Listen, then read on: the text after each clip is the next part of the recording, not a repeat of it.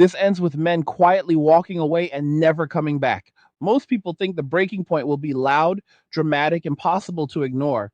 But the truth is, it looks like silence, like empty spaces where effort used to live, like conversations that never start and doors that never open. And what you are seeing right now is not confusion or hesitation. It is a decision that has already been made. And by the time most people realize it, it will already be too late to reverse. This is about a shift that has been building for decades, a slow accumulation of friction, pressure, and contradictions that finally reached a point where walking away stopped feeling like a loss and started feeling like relief. And once something becomes relief, it becomes permanent because nobody willingly walks back into a situation that feels like a burden when they have already tasted peace on the other side. For a long time, the expectation was simple. Men were supposed to approach, initiate, pursue, carry the weight of interaction, and accept whatever came with it, including rejection, confusion, mixed signals, and sometimes outright hostility. And that system functioned because men believed there was a reward at the end of that effort, whether that reward was companionship, partnership, or the idea of building something meaningful over time. But what happens when the effort stays the same and the reward disappears? What happens when the cost increases, but the return drops to zero or even goes negative? What happens is exactly what you are seeing now. Men begin to run the calculation differently, and when the numbers stop making sense, they stop playing the game entirely. There was a time when being told not to approach was treated as a boundary, something to navigate carefully but still work around. But over time, it stopped being a boundary and started becoming a rule, a loud and repeated message that approaching was unwanted, unnecessary, and in some cases even framed as problematic behavior. And when you repeat a message long enough, eventually people internalize it, they adjust, they comply. And that is exactly what happened. Men listened, they adapted, they stopped approaching, and now the silence that followed is being interpreted as a problem rather than the direct result of the instructions that were given. And that disconnect is where a lot of the current tension comes from. The reality is that behavior does not exist in isolation. It responds to incentives, to feedback, to patterns. And when the feedback consistently tells someone that their effort is not appreciated, not wanted, or not worth it, they eventually redirect that effort somewhere else. And in this case, that somewhere else is solitude, self focus, and a life structured around minimizing unnecessary stress. And once that shift happens, it is not easy to undo because it is reinforced every single day by the absence of conflict, the absence of confusion, and the presence of control over one's own time and energy. What makes this situation different from anything that came before is that it is not driven by a single event or a temporary trend. It is the result of long term pattern recognition, the kind that builds slowly and then locks in permanently. And once people start recognizing patterns in their own experiences, they begin to generalize, to form rules that guide their future decisions. And those rules become difficult to challenge because they are backed by repeated evidence. And when enough individuals arrive at the same conclusions independently, you do not have a random occurrence, you have a shift in behavior at scale. At the same time, the broader environment has changed in ways that amplify this shift. The cost of living has increased to the point where financial stability requires more effort than ever before. And that effort competes directly with the time and energy that would otherwise be spent on relationships. And when people are forced to prioritize, they tend to choose stability over uncertainty, especially when the uncertainty does not offer a clear return. And that is where the economic side of this equation starts to intersect with the social side in a way that accelerates the overall trend. And there is also the factor of independence, not in the sense of slogans or surface level ideas, but in the practical sense of how people structure their lives. And for many men, independence now means reducing reliance on systems or dynamics that introduce volatility, whether that volatility is emotional, financial, or social. And relationships that feel unpredictable or one sided fall into that category, which leads to a natural filtering process where anything that does not clearly add value is gradually removed. And what remains is a simpler, more controlled lifestyle that prioritizes peace over complexity. The interesting part is that this shift does not require coordination. It does not require a movement with a central leader or a unified message. It spreads organically because it is based on individual decisions that follow similar logic. And when enough individuals make the same decision for the same reasons, it creates the appearance of a coordinated change, even though it is simply the result of shared incentives and shared experiences. And that is why it is so difficult to counter, because there is no single point of influence to target, no central narrative to rewrite. It is embedded in the day to day choices of millions of people.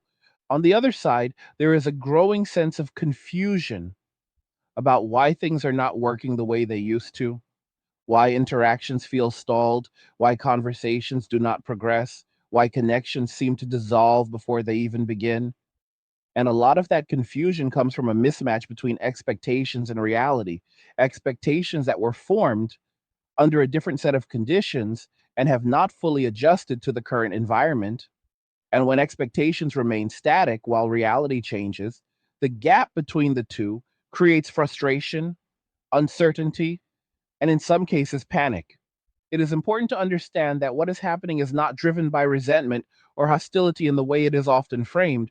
It is driven by withdrawal, by disengagement, by a quiet decision to opt out rather than push back. And that distinction matters because disengagement is much harder to detect and much harder to address. It does not announce itself. It does not argue. It simply removes itself from the equation.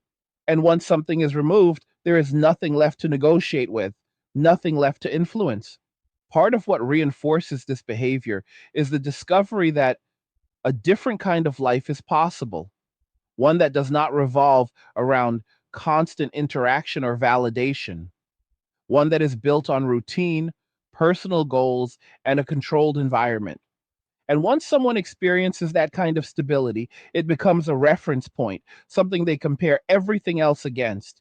And if a new situation does not meet or exceed that baseline, it is quickly dismissed, not out of negativity, but out of practicality, because the cost of disrupting that stability is simply not worth it.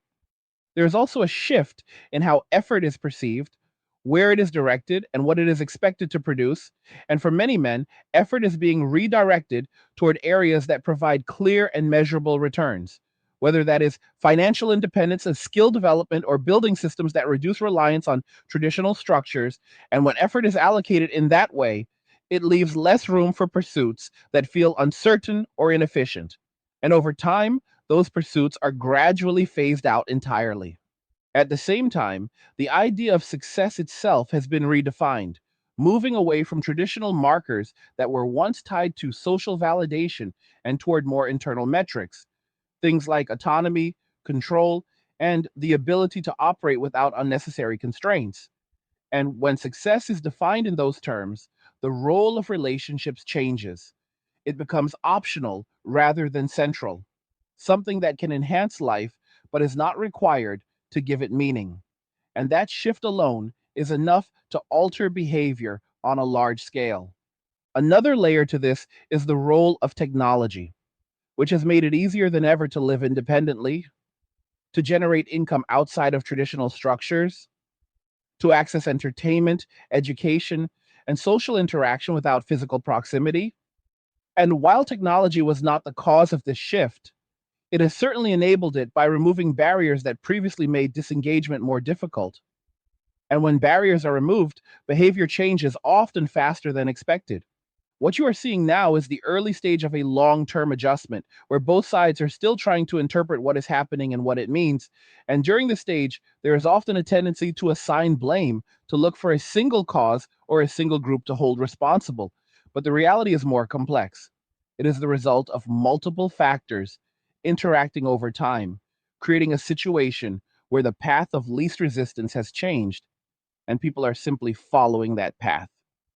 The key point here is that once a pattern becomes established, it reinforces itself. The more people disengage, the more normalized that behavior becomes. And the more normalized it becomes, the easier it is for others to follow. And this creates a feedback loop that accelerates the overall trend, making it increasingly difficult to reverse. Because reversing it would require not just changing individual behavior, but altering the underlying incentives that drive that behavior in the first place. And incentives are stubborn things. They do not respond to words or intentions. They respond to outcomes, to tangible changes in what people experience when they make certain choices.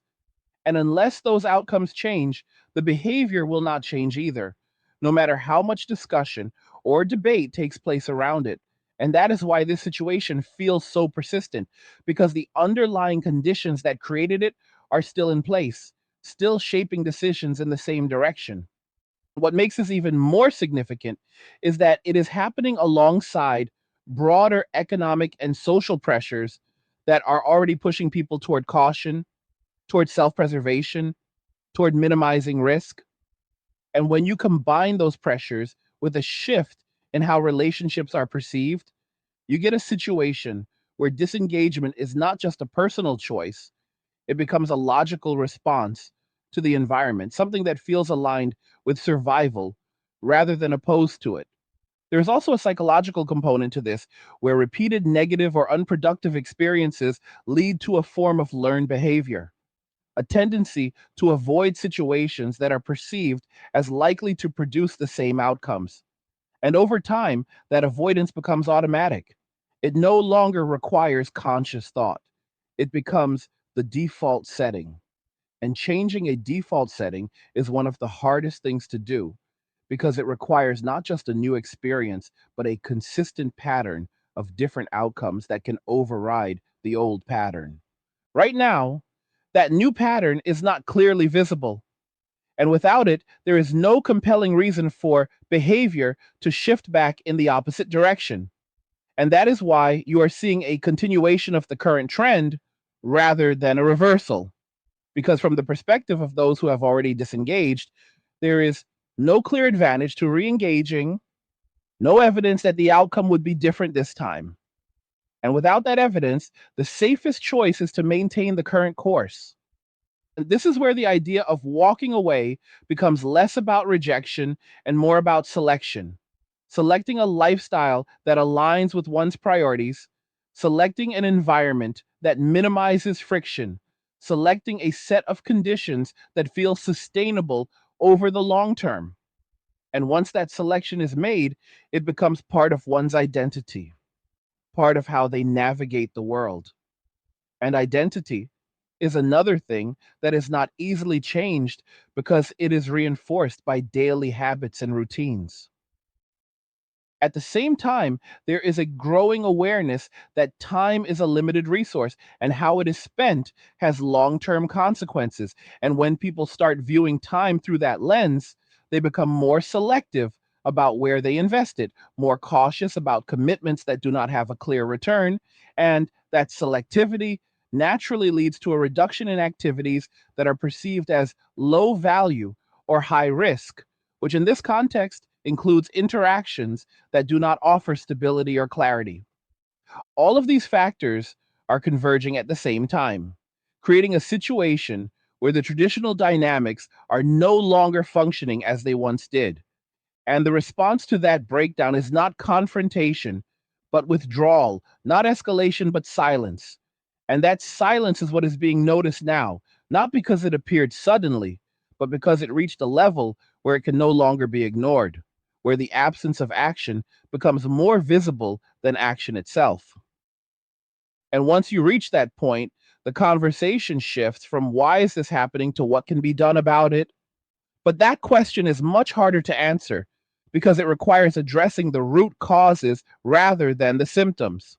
And addressing root causes often involves changes that are uncomfortable, that challenge existing assumptions, that require a, a reevaluation of priorities and expectations. And those kinds of changes do not happen quickly, if they happen at all.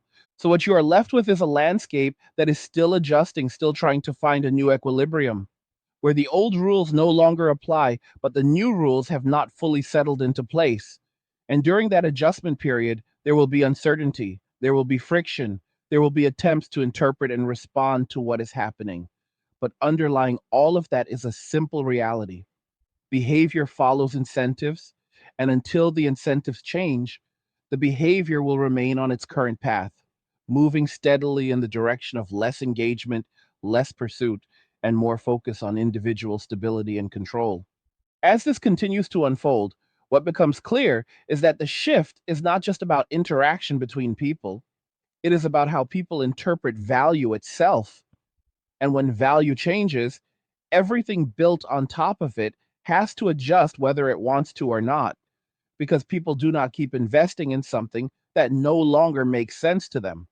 And right now, a lot of men have reached a point where they are no longer convinced that traditional relationship dynamics offer a net positive return, not because they are incapable of participating, but because they have reassessed what participation actually costs them in terms of time, energy, focus, and long term stability. And once that reassessment happens, it creates a kind of internal checkpoint where every potential interaction is measured against a new standard that is much harder to meet than before. You have to understand that this is not happening in isolation from the rest of life. It is happening alongside rising costs, unstable job markets, shifting industries, and a general sense that the future is less predictable than it used to be. And when people feel that kind of instability, they tighten their circles, they become more cautious, they start cutting out anything that feels optional or uncertain, and relationships that do not clearly add stability fall into that category, especially when those relationships are perceived as introducing more variables than they resolve. And over time, that perception becomes stronger with each example that reinforces it until it becomes the default assumption rather than an occasional concern.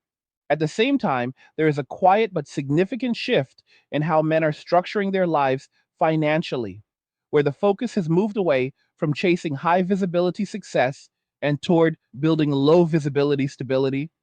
Things like reducing expenses, avoiding unnecessary debt, creating multiple small income streams instead of relying on a single employer, and designing a lifestyle that can operate with minimal external pressure. And when someone builds their life that way, they are not looking for additions that increase complexity. They are looking for ways to maintain or even simplify what they have already built. And anything that threatens that simplicity is going to be filtered out quickly without hesitation. This is where minimalism stops being a trend and starts becoming a strategy, not just in terms of physical possessions, but in terms of commitments, responsibilities, and social obligations. And when minimalism is applied at that level, it naturally reduces the number of interactions someone is willing to engage in because each interaction carries a cost, even if that cost is just attention and time.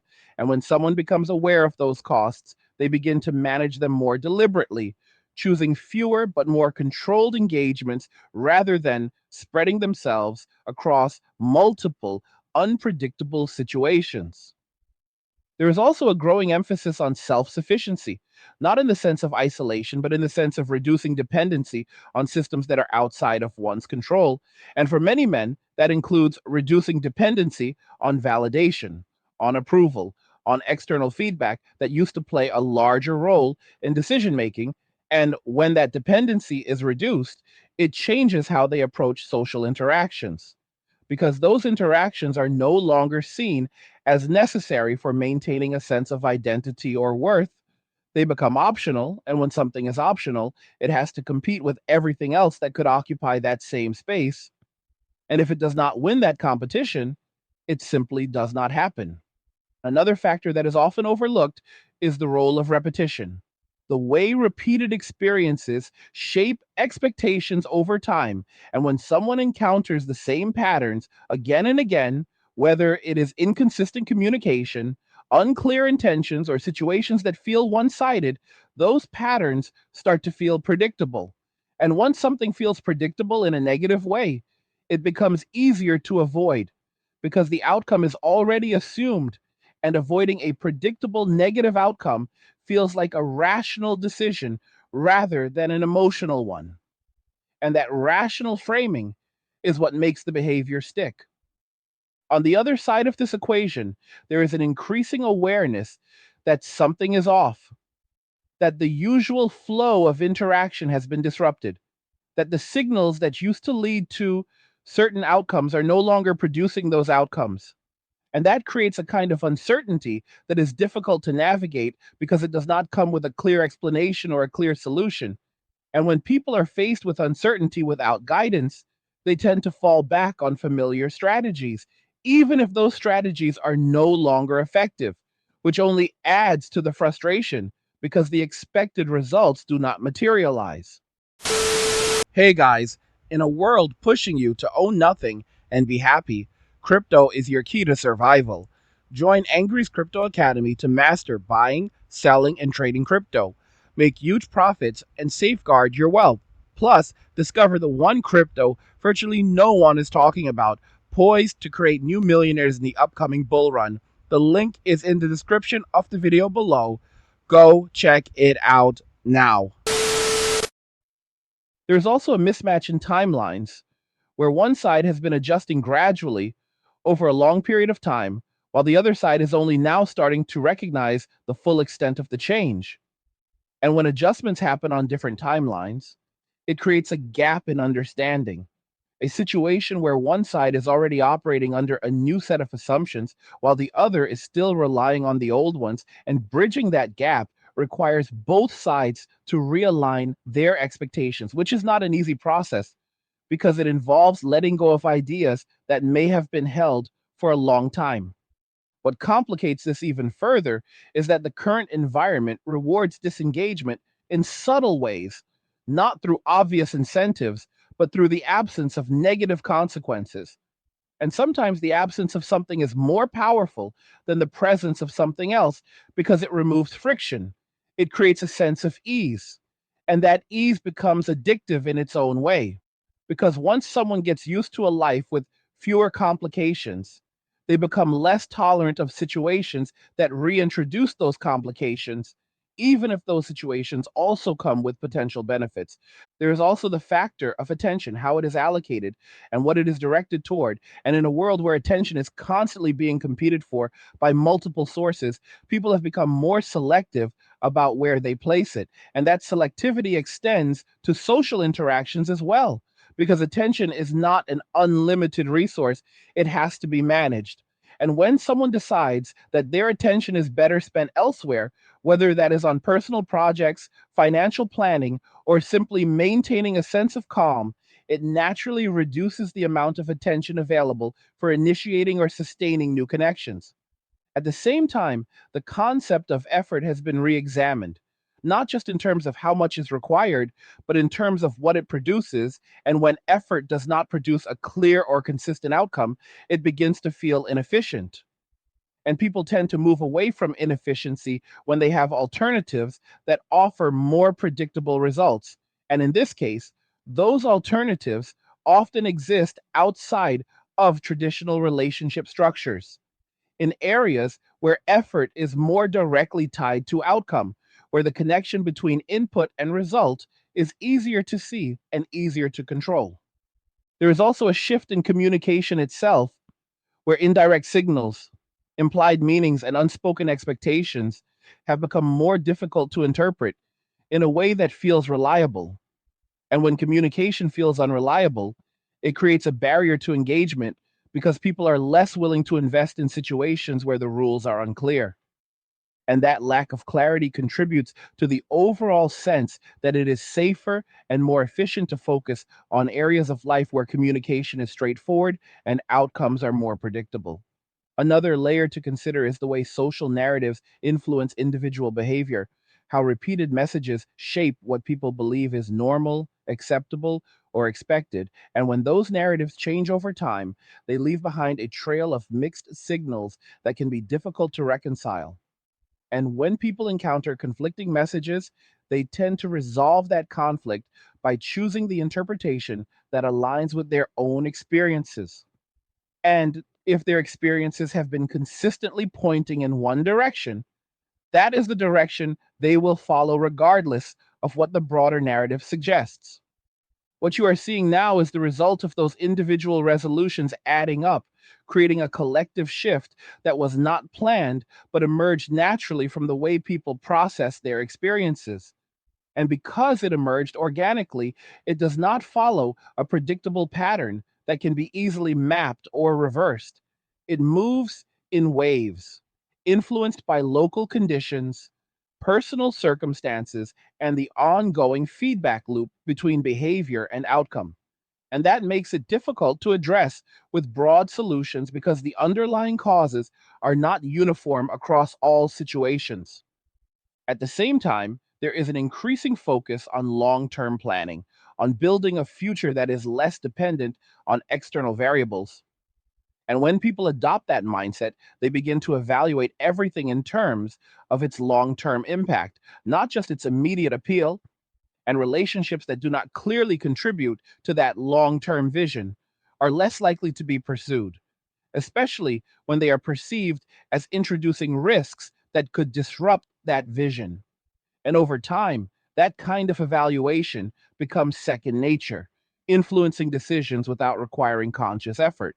There is also the element of control, the desire to maintain a sense of agency over one's own life. And when people feel that certain situations reduce their control or introduce elements that are difficult to manage, they tend to avoid those situations in favor of ones that allow them to maintain a higher degree of autonomy. And for many men, the current structure of relationships is perceived as something that can reduce autonomy rather than enhance it, which naturally leads to a preference for lifestyles that preserve that autonomy. On top of all of this, there is the role of comparison, how people measure their experiences against what they see others experiencing. And in a connected world where information is constantly shared, those comparisons happen more frequently and with greater visibility. And when people see others choosing similar paths and reporting similar outcomes, it reinforces their own decisions, creating a sense that they are not alone in their approach. And that validation, even if it is indirect, strengthens the overall trend by making it feel more normalized and less risky.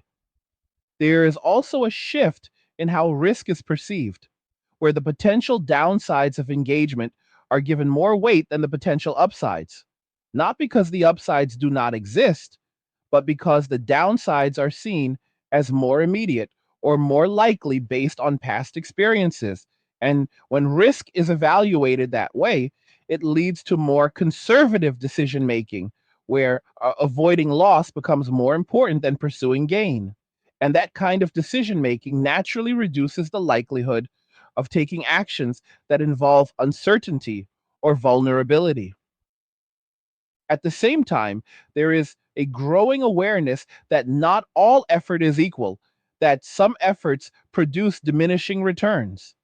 And when people identify areas where their effort is not producing proportional results, they begin to withdraw from those areas and redirect their energy elsewhere.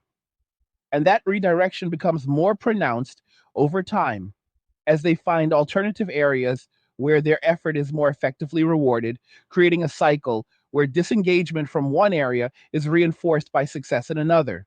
There is also the factor of habit, how repeated behavior becomes ingrained over time. And when disengagement becomes a habit, it becomes easier to maintain than to break because maintaining it requires no additional effort. It simply continues on its own, while breaking it would require a conscious decision to change course, which involves uncertainty and potential risk. And when people are already comfortable with their current situation, they are less likely to take that risk without a compelling reason to do so. What all of this points to is a shift that is not easily reversed because it is supported by multiple reinforcing factors: economic, psychological, social, and technological, all aligning in a way that makes disengagement feel like the most rational choice for a growing number of people. And until those factors change in a meaningful way, the behavior that results from them will continue to follow the same trajectory, moving further away from traditional patterns and toward new ones that prioritize stability, autonomy, and control. And this is where the real challenge lies, because changing behavior at this scale requires more than surface level adjustments. It requires a fundamental shift in the conditions that shape decision making. And those conditions are not easily altered because they are tied to broader systems that extend beyond any single area of life. And that means the current situation is likely to persist for longer than many expect, not because it cannot change, but because the forces driving it are deeply embedded and continuously reinforced by the environment in which people are operating. As this pattern continues to settle in, something else begins to take shape that most people are not paying attention to yet. And that is the normalization of distance as a default state rather than an exception, where instead of asking why someone is not engaging, the expectation quietly shifts to assuming they will not engage unless there is a very clear and compelling reason to do so. And once that expectation takes hold, it changes how every interaction is approached from the very beginning. Because now the baseline is absence, not presence. And anything beyond that baseline has to justify itself in a way that did not used to be necessary. This shift in baseline creates a kind of invisible barrier that is difficult to cross because it is not enforced by rules or policies. It is enforced by internal thresholds that have been raised over time. And those thresholds are not announced or negotiated, they are simply applied, meaning that many potential interactions never even get the chance to develop because they do not meet the initial criteria required to move forward. And when enough interactions are filtered out, at that early stage, it creates the impression that nothing is happening, when in reality, a large number of possibilities are being quietly dismissed before they can take form. At the same time, there is a growing emphasis on predictability, not in the sense of routine alone, but in the sense of outcomes that can be reasonably anticipated. And when people prioritize predictability, they naturally gravitate toward environments and activities where the variables are limited and the results are consistent. And this preference stands in contrast to situations where outcomes are uncertain, where expectations are unclear, or where the potential for disruption is high. And over time, that contrast leads to a gradual withdrawal from anything that does not align with the desire for stability. There is also a subtle but important change in how effort is initiated, where instead of starting from a place of assumption that engagement is welcome, there is now a tendency to assume that engagement is unnecessary unless proven otherwise. And that shift in assumption reduces the likelihood of taking the first step because the perceived need to take that step is no longer as strong as it once was. And when fewer people are willing to initiate, the entire dynamic slows down. Not because people are incapable of interacting, but because the conditions that once encouraged initiation have been replaced by conditions that encourage restraint. This restraint is often misunderstood because it does not present itself as a strong stance or a visible decision. It presents itself as inaction, as silence, as the absence of movement. And because of that, it is easy to misinterpret or overlook. But its impact is significant because it removes the momentum that interactions rely on to develop. And without that momentum, even situations that have potential can stall out before they reach a point where that potential can be realized. Another layer to this is the way expectations have been recalibrated around what is considered worthwhile, where the threshold for what qualifies as a meaningful or beneficial interaction has been raised, and as a result, many interactions that would have been pursued in the past are now seen as insufficient to justify the investment required. And this recalibration is not necessarily conscious. It emerges from accumulated experiences that reshape how people evaluate opportunities. And once those evaluations change, behavior follows naturally.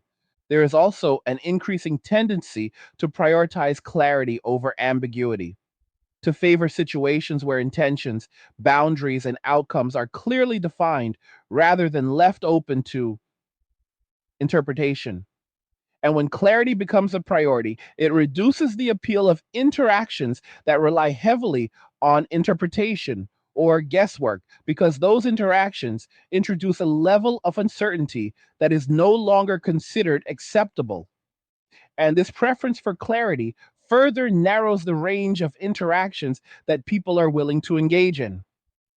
At the same time, there is a shift in how time is perceived, where it is no longer seen as something to be spent freely, but as something to be allocated carefully. And when time is treated as a resource that must be managed, it leads to more deliberate choices about how it is used.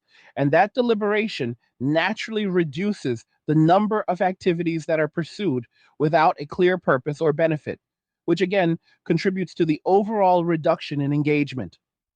There is also the influence of self reinforcement, where each decision to disengage is validated by the outcome that follows, particularly when that outcome is a sense of relief, control, or stability. And that validation strengthens the likelihood of making the same decision in the future, creating a cycle where disengagement becomes increasingly attractive because it consistently produces outcomes that are perceived as positive, and breaking that cycle would require introducing alternative outcomes that are equally or more compelling, which is not something that happens easily.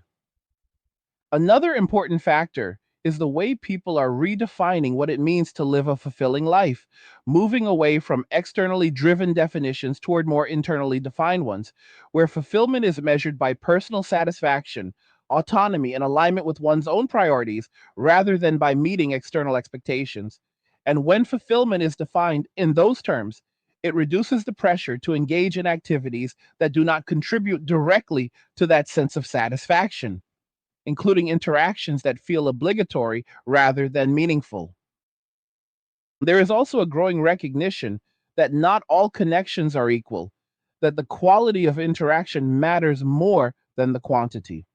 And when that recognition takes hold, it leads to a more selective approach where only interactions that meet a certain standard are pursued.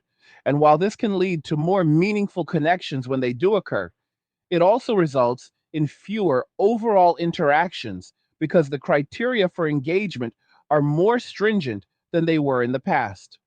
At the same time, there is a shift in how people respond to friction, where instead of pushing through it, there is a tendency to step away from it, particularly when there are alternative paths available that do not involve the same level of resistance. And this approach to friction aligns with the broader trend toward minimizing unnecessary stress. And when applied consistently, it leads to a pattern of behavior where situations that introduce friction are avoided rather than confronted. There is also the role of perspective, how people interpret their experiences and what conclusions they draw from them. And when those interpretations consistently point toward disengagement as the more favorable option, it reinforces the overall trend by shaping future expectations. And because these interpretations are based on personal experience, they carry a level of weight that is difficult to challenge from the outside, making them a powerful driver of behavior. Another layer to consider is the way social feedback has changed, where instead of direct and immediate responses, there is often a delay or a lack of response altogether. And this change in feedback patterns can make it more difficult to gauge the effectiveness of one's actions, leading to uncertainty about whether effort is being received or appreciated. And when that uncertainty persists, it can discourage further effort because the connection between action and outcome becomes less clear. There is also an increasing focus on efficiency, on maximizing the return on investment for time and energy. And when efficiency becomes a priority, it leads to a preference for activities that offer a higher degree of control over outcomes. And interactions that do not provide that level of control are seen as less efficient and therefore less desirable, which again contributes to the reduction in engagement.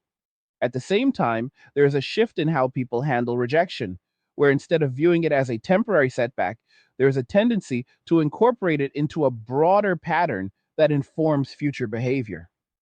And when rejection is interpreted as part of a consistent pattern rather than an isolated event, it carries more weight and has a greater impact on decision making, leading to more cautious behavior and a reduced willingness to take similar risks in the future.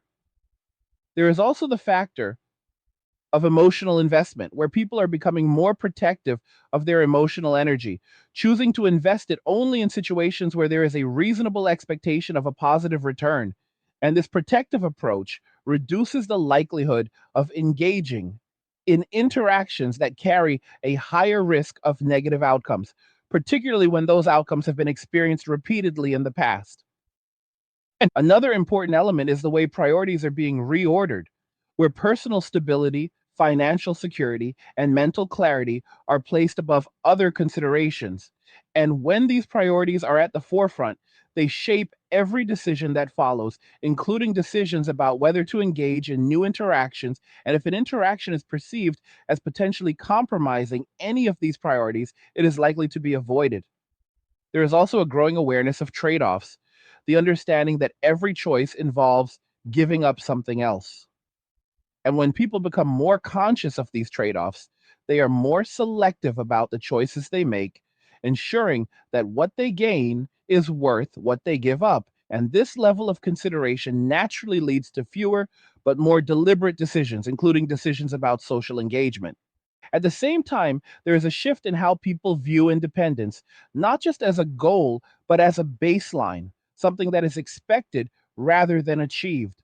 And when independence is treated as a baseline, it reduces the perceived need to seek out external support or validation, which again contributes to the overall reduction in engagement because the motivation to seek connection is no longer driven by necessity. There is also the influence of long term thinking, where decisions are made with an eye toward their future impact rather than their immediate benefits. And when people adopt this perspective, they are more likely to avoid situations that could introduce complications down the line, even if those situations offer short term advantages. And this cautious approach further reinforces the trend toward disengagement.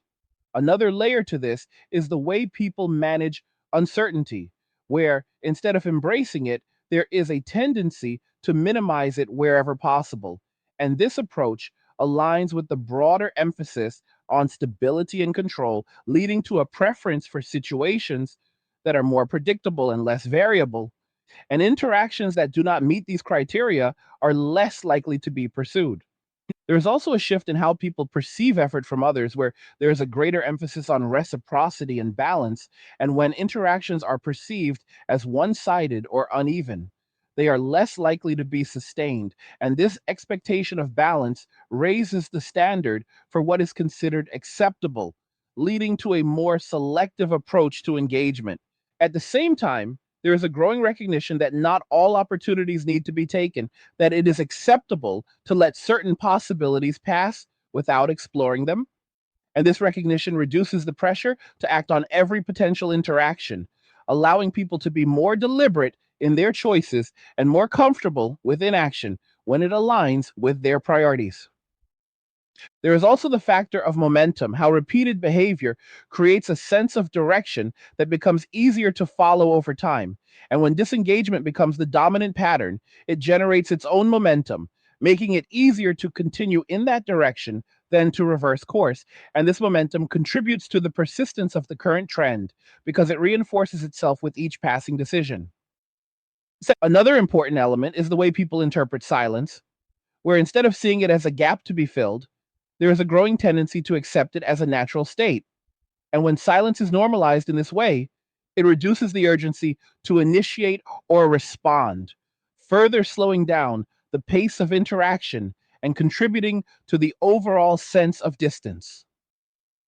There is also a shift in how people handle expectations, where instead of assuming that certain outcomes will occur, there is a tendency to approach situations with lower expectations. And while this can reduce disappointment, it also reduces motivation to pursue interactions that are not clearly aligned with one's priorities. again contributing to the reduction in engagement. At the same time, there is an increasing focus on alignment, on ensuring that actions, values, and outcomes are consistent with one another. And when alignment becomes a priority, it leads to more selective decision making, where only opportunities that fit within that alignment are pursued. And this selectivity naturally reduces the number of interactions that take place. There is also the role of adaptation, how people adjust their behavior in response to changing conditions. And when adaptation leads to disengagement as a more favorable strategy, it becomes the new norm. And because this adaptation is based on real experiences and outcomes, it is reinforced by the environment rather than challenged by it. All of these factors together create a landscape where disengagement is not just a reaction, but a strategy, a way of navigating a complex and uncertain environment by reducing exposure to variables that are difficult to control. And as long as that strategy continues to produce outcomes that are perceived as positive, it will remain in place, shaping behavior in ways that are subtle but far reaching, and making it increasingly difficult to return to the patterns that existed before. What starts to become unavoidable at this stage is the realization that this is not just a behavioral shift, it is a recalibration of incentives at a foundational level.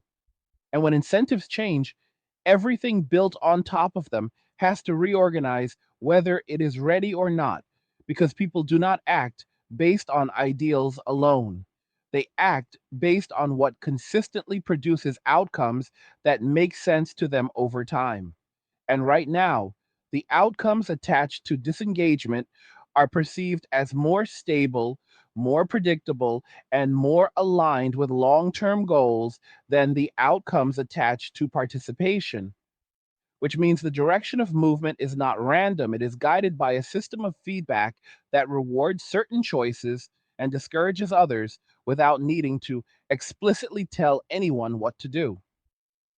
That feedback system operates quietly, but it is relentless because it shows up in everyday life, in the absence of unnecessary conflict, in the ability to structure one's schedule without negotiation, in the clarity that comes from making decisions without external pressure. And these are not abstract benefits, they are tangible improvements in day to day experience. And when those improvements are felt consistently, they become the new standard, the baseline that everything else is compared against. And once a new baseline is established, anything that falls below it is not just undesirable, it is actively avoided because it represents a step backward from a state that has already been achieved. There is also a growing recognition that peace is not something that happens by accident. It is something that has to be protected. And protecting it often means setting boundaries that limit exposure to situations that could disrupt it. And those boundaries are not always visible to others because they are enforced through decisions about where to go, what to engage with, and who to interact with. And when enough of those decisions point in the same direction, they create a pattern that looks like withdrawal from the outside but feels like preservation from the inside. At the same time, there is a shift in how people interpret effort from others, where the expectation is no longer that effort will be consistent or reliable. And because of that, there is less willingness to invest in situations that depend on that consistency. And this creates a kind of preemptive disengagement where people choose not to participate in the first place rather than risk investing in something that may not be sustained. And this preemptive approach further reduces the number of interactions that develop into something more substantial. And another layer to this is the way people are redefining success in practical terms, moving away from external validation and toward internal metrics that are easier to control and measure, things like financial independence, mental clarity, physical health, and the ability to maintain a stable routine. And when success is defined in those terms, it shifts focus away from activities that do not contribute directly to those outcomes. And that shift in focus naturally reduces the importance of interactions that were once considered central to achieving a fulfilling life. There is also the role of adaptability, how people adjust their strategies based on what they learn from their experiences. And when those experiences consistently point toward disengagement as the more effective strategy, that adaptation becomes ingrained, shaping future decisions without requiring conscious deliberation. And over time, this creates a kind of automatic response where the default choice is to step back rather than step in, because stepping back has proven to be the more reliable option. At the same time, there is an increasing awareness of opportunity cost, the understanding that every choice to engage in one area means not engaging in another. And when people become more conscious of that trade off, they begin to allocate their time and energy more strategically, focusing on areas that offer the highest return and avoiding those that do not. And this strategic allocation leads to a reduction in activities that are perceived as low return or high risk, including interactions that do not clearly align with personal priorities. There is also a shift in how people perceive autonomy, where it is no longer seen as a luxury, but as a necessity, something that must be maintained in order to navigate an uncertain environment effectively. And when autonomy is prioritized in this way, it influences every decision, including decisions about relationships, because anything that threatens that autonomy is viewed as a potential liability rather than an asset. And that perception shapes behavior in a way that favors independence over interdependence. Another important factor is the way people handle ambiguity, where there is a growing preference for situations that offer clear parameters and defined outcomes. And when ambiguity is reduced, it makes decision making easier and more efficient, but it also reduces the appeal of interactions that rely on interpretation or guesswork, because those interactions introduce a level of uncertainty that is no longer considered acceptable. And this preference for clarity further narrows the scope of engagement. At the same time, there is a shift in how people evaluate consistency, where it is no longer assumed but expected to be demonstrated. And when consistency is not evident, it becomes a reason to disengage rather than a reason to invest further. And this expectation raises the standard for what is considered viable, leading to a more selective approach where only interactions that meet a certain level of reliability are pursued. There is also the influence of repetition in reinforcing beliefs, where each similar experience adds to a growing body of evidence that shapes how future situations are interpreted. And when that evidence consistently points in one direction, it becomes difficult to ignore, leading to a kind of confirmation that solidifies the decision to disengage. And this confirmation makes it less likely that people will reconsider their approach without a significant change in outcomes. Another layer to this is the way people are managing their expectations of others, where there is a shift toward expecting less in order to avoid disappointment. And while this can be a protective strategy, it also reduces the motivation to pursue interactions that do not offer a clear and immediate benefit, because the potential for disappointment is weighed more heavily than the potential for reward. At the same time, there is a growing emphasis on self reliance, not just in practical terms, but in emotional terms as well, where people are becoming more comfortable meeting their own needs without relying on external sources. And this comfort with self reliance reduces the perceived necessity of seeking out connections, because the functions those connections once served are now being fulfilled internally. There is also the role of efficiency in shaping behavior, where people are increasingly focused on optimizing their routines, minimizing wasted effort, and maximizing the impact of their actions. And when efficiency becomes a guiding principle, it leads to a preference for activities that offer clear and measurable outcomes and a corresponding avoidance of activities that do not, including interactions that are perceived as unpredictable or inconsistent. Another important element is the way people are redefining stability, where it is no longer tied to traditional structures, but to the ability to maintain control over one's environment and decisions. And when stability is defined in this way, it shifts focus toward building systems that support independence and away from situations that introduce variables that are difficult to manage. And this shift influences how people approach relationships, often leading to a preference for maintaining distance rather than risking disruption.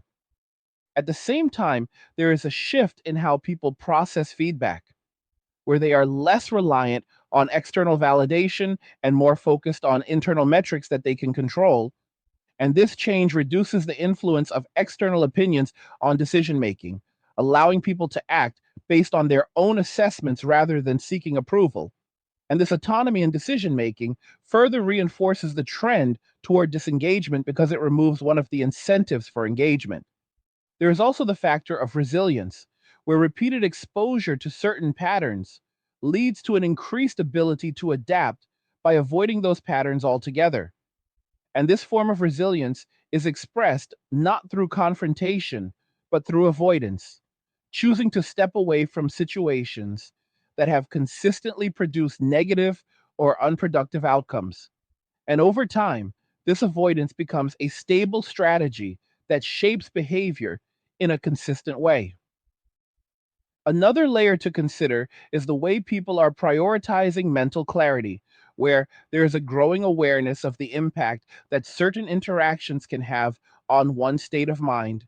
And when mental clarity is treated as a priority, it leads to more careful selection of interactions, avoiding those that introduce confusion, stress, or unpredictability. And this careful selection contributes to the overall reduction in engagement. At the same time, there is a shift in how people approach commitment, where there is a greater emphasis on ensuring that commitments align with long term goals before they are made. And this cautious approach reduces the likelihood of entering into situations that do not offer a clear path forward. And as a result, fewer commitments are made, leading to fewer interactions that develop into something more substantial. There's also the influence of control over one's environment, where people are increasingly designing their surroundings in a way that supports their preferred lifestyle, whether that means working remotely, structuring their living space for efficiency, or creating routines that minimize external interference. And when someone has that level of control, they are less inclined to introduce elements that could disrupt it, including interactions that are not clearly beneficial. Another important factor is the way people are interpreting trends, where they are not just looking at their own experiences, but also observing broader patterns and adjusting their behavior accordingly. And when those broader patterns align with their personal experiences, it reinforces their decisions, creating a sense that their approach is not only valid, but also part of a larger movement, which strengthens their commitment to it. At the same time, there is a shift in how people value simplicity, where it is no longer seen as a lack of complexity, but as a form of optimization, a way of reducing unnecessary variables and focusing on what matters most. And when simplicity is valued in this way, it leads to a reduction in activities that introduce complexity without providing proportional benefits, including interactions that are perceived as complicated or demanding. There is also the role of boundaries, where people are becoming more deliberate about what they allow into their lives and what they keep out. And these boundaries are not always communicated explicitly, they are enforced through behavior, through decisions about where to invest time and energy. And when those decisions consistently favor disengagement, it creates a pattern that is difficult to change because it is supported by a clear set of criteria. Another layer to this is the way people are managing expectations of outcomes, where there is a growing tendency to focus on what is within their control rather than what is not. And when people focus on what they can control, they naturally gravitate toward activities and environments that offer that control and avoid those that do not. And this focus on control further reinforces the trend toward disengagement from unpredictable interactions. At the same time, there is an increasing awareness of sustainability, not just in environmental terms, but in terms of lifestyle, where people are evaluating whether their current way of living can be maintained over the long term without causing burnout or instability. And when sustainability becomes a priority, it leads to more conservative choices, including reducing engagement in areas that are perceived as draining or inconsistent. There is also the factor of habit formation, where repeated choices create patterns that become easier to follow over time. And when disengagement becomes a habit, it reduces the effort required to maintain it, making it the path of least resistance. And because people tend to follow paths that require less effort, this habit formation contributes to the persistence of the trend.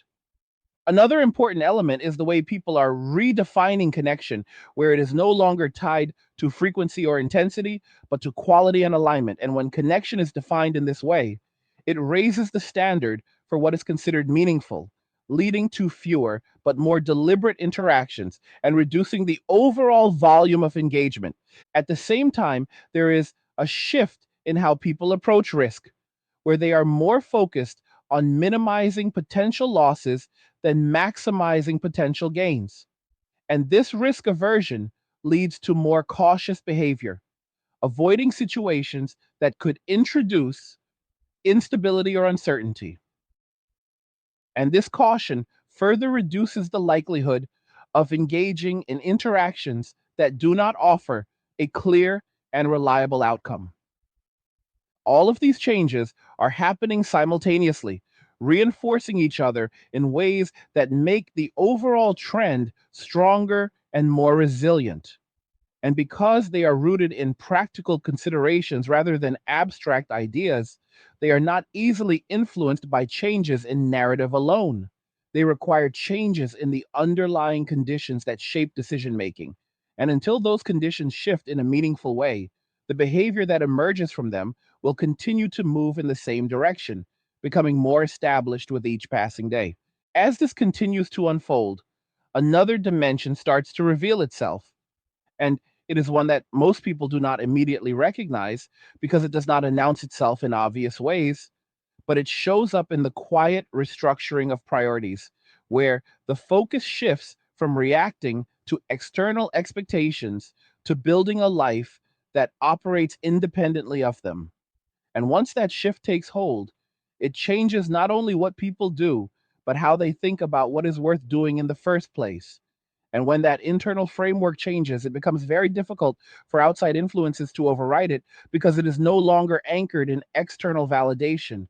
It is anchored in personal logic that has been tested and reinforced over time.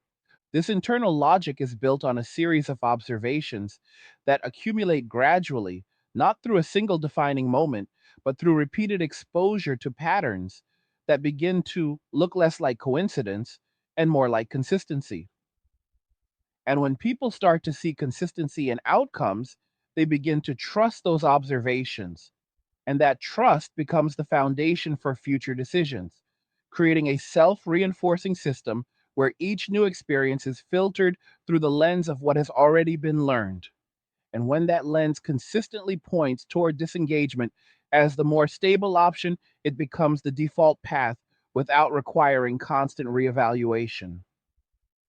There's also a shift in how people perceive responsibility, where instead of feeling obligated to fulfill roles that were once considered standard, there is a growing tendency to question whether those roles still make sense under current conditions.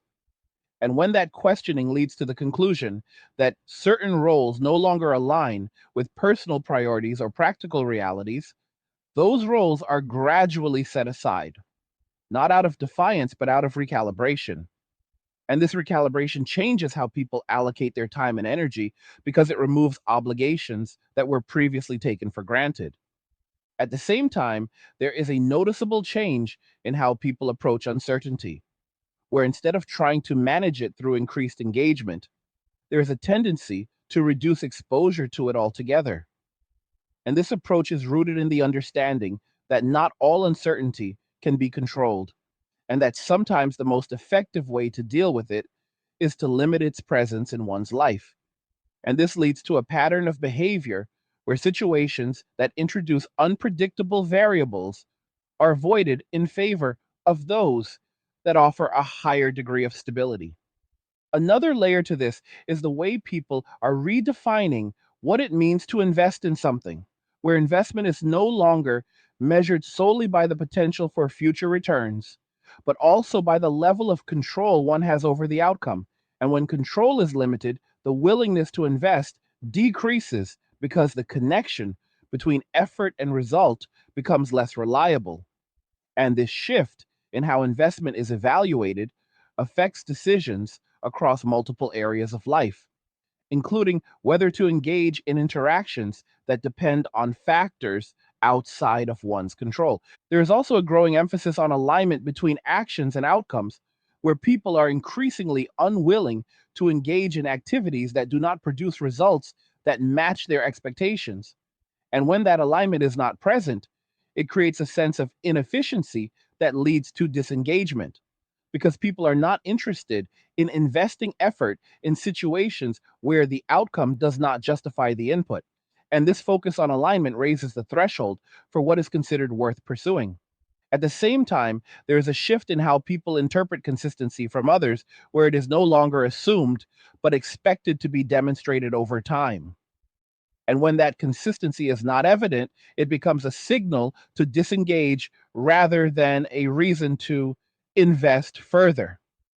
And this expectation creates a higher standard for interaction, one that is not easily met, leading to a reduction in the number of interactions that progress beyond initial stages.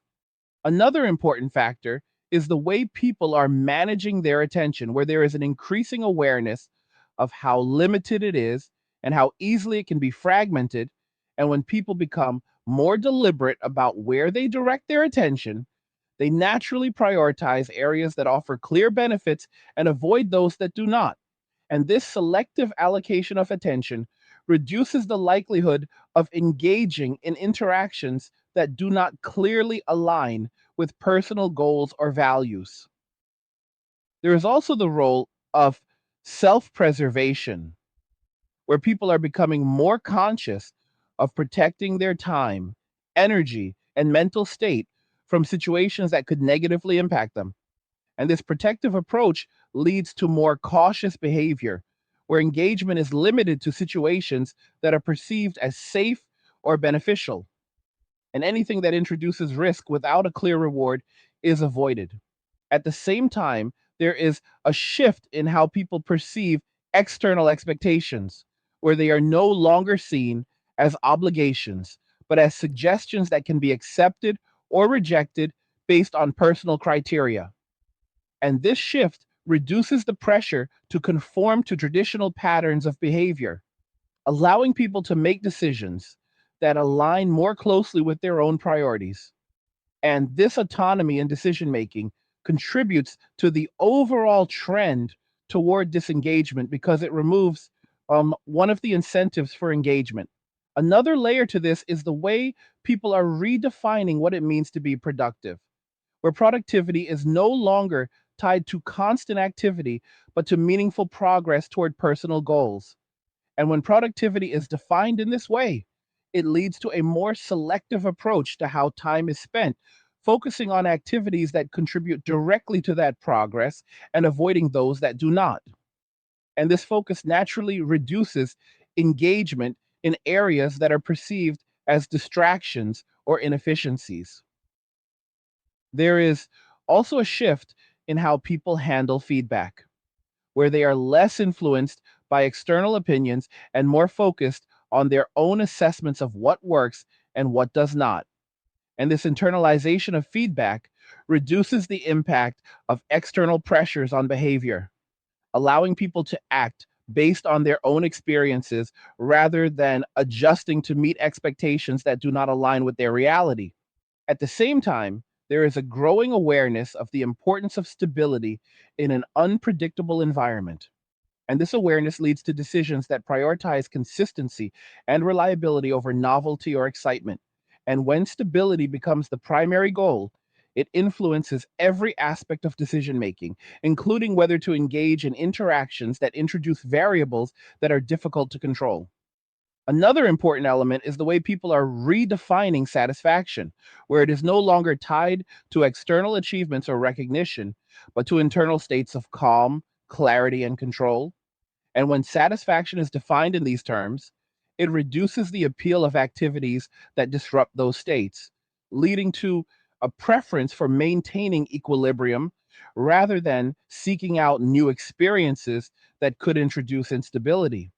There is also the factor of long-term planning, where people are increasingly thinking about the future in terms of sustainability and resilience. And this forward-looking perspective leads to more cautious decision making, where the potential long-term impact of a choice is considered alongside its immediate benefits. And this cautious approach reduces the likelihood of engaging in situations that could create complications down the line. At the same time, there is a shift in how people approach change, where instead of actively seeking it, there is a tendency to stabilize existing conditions and make incremental adjustments rather than taking on new variables. And this approach aligns with the broader emphasis on control and predictability, leading to a reduction in engagement with situations that introduce significant uncertainty. Another layer to this is the way people are interpreting patterns at a societal level, where they are not just looking at individual experiences, but at broader trends that suggest a shift in how interactions are evolving. And when these broader patterns align with personal experiences, they reinforce the decision to disengage, creating a sense that this approach is not only logical, but also widely adopted.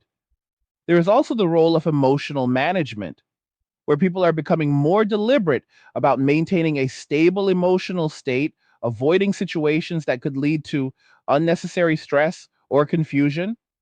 And this focus on emotional stability influences decisions about engagement, leading to a preference for interactions that are straightforward and predictable over those that are complex or ambiguous. At the same time, there is a growing emphasis on independence as a form of security, where the ability to operate without reliance on others is seen as a safeguard against uncertainty.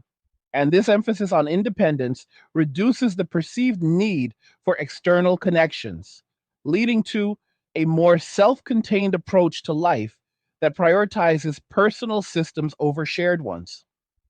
Another important factor is the way people are managing expectations of outcomes, where there is a tendency to assume less in order to avoid disappointment. And this adjustment in expectations reduces the motivation to pursue interactions that do not offer a clear and immediate benefit, contributing to the overall reduction in engagement. There is also a shift in how people perceive effort, where it is no longer seen as something to be given freely, but as something to be allocated strategically. And when effort is treated as a resource that must be managed, it leads to more deliberate decisions about where it is invested. And interactions that do not clearly justify that investment are less likely to be pursued. At the same time, there is an increasing awareness of the impact that environment has on behavior, where people are designing their surroundings in a way that supports their priorities and reduces exposure to unnecessary variables.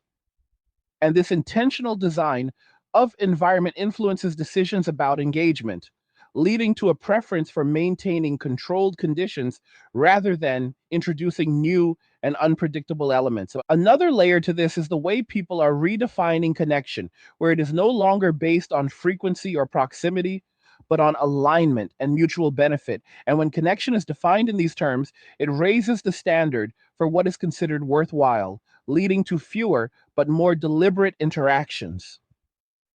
There's also the factor of momentum, where repeated behavior creates a sense of direction that becomes easier to follow over time. And when disengagement becomes the dominant pattern, it generates its own momentum, making it more likely to continue than to reverse. And this momentum contributes to the persistence of the current trend. At the same time, there is a shift in how people approach opportunity, where they are more selective about which opportunities they pursue, focusing on those that align with their priorities and avoiding those that do not. And this selectivity reduces the likelihood of engaging in interactions that do not clearly contribute to personal goals. All of these elements come together to create a situation where disengagement is not just a reaction, but a structured approach to navigating a complex environment, one that is supported by practical considerations and reinforced by consistent outcomes. And as long as this approach continues to produce results that align with personal priorities, it will remain in place, shaping behavior in ways that are subtle but deeply rooted and making it increasingly difficult to shift back to previous patterns without significant changes in the underlying conditions that drive decision making. As this pattern deepens, something else begins to crystallize beneath the surface. And it is the realization that disengagement is not simply about avoiding something negative, it is about actively choosing a different structure for life, one that is built around self direction rather than external expectation. And once that structure is in place, it creates its own internal logic that reinforces itself over time because every day that passes within that structure provides evidence that it works, that it is sustainable, and that it delivers the kind of stability that was previously uncertain. And when a system proves itself through repetition, it becomes very difficult to justify abandoning it for something that has not demonstrated the same level of reliability. This is where the shift becomes less about reaction and more about construction, where instead of stepping away from something, people are building something else in its place. And that new construction is not based on traditional templates. It is shaped by practical considerations, by what has been learned through experience, and by a clear understanding of what is required to maintain control over one's environment. And when people are actively building in this way, their focus naturally shifts toward maintaining and improving what they have created rather than diverting attention toward areas that could introduce instability or distraction. There is also a growing sense that time spent in alignment with one's own priorities produces a kind of compounding effect where small, consistent actions lead to noticeable improvements over time.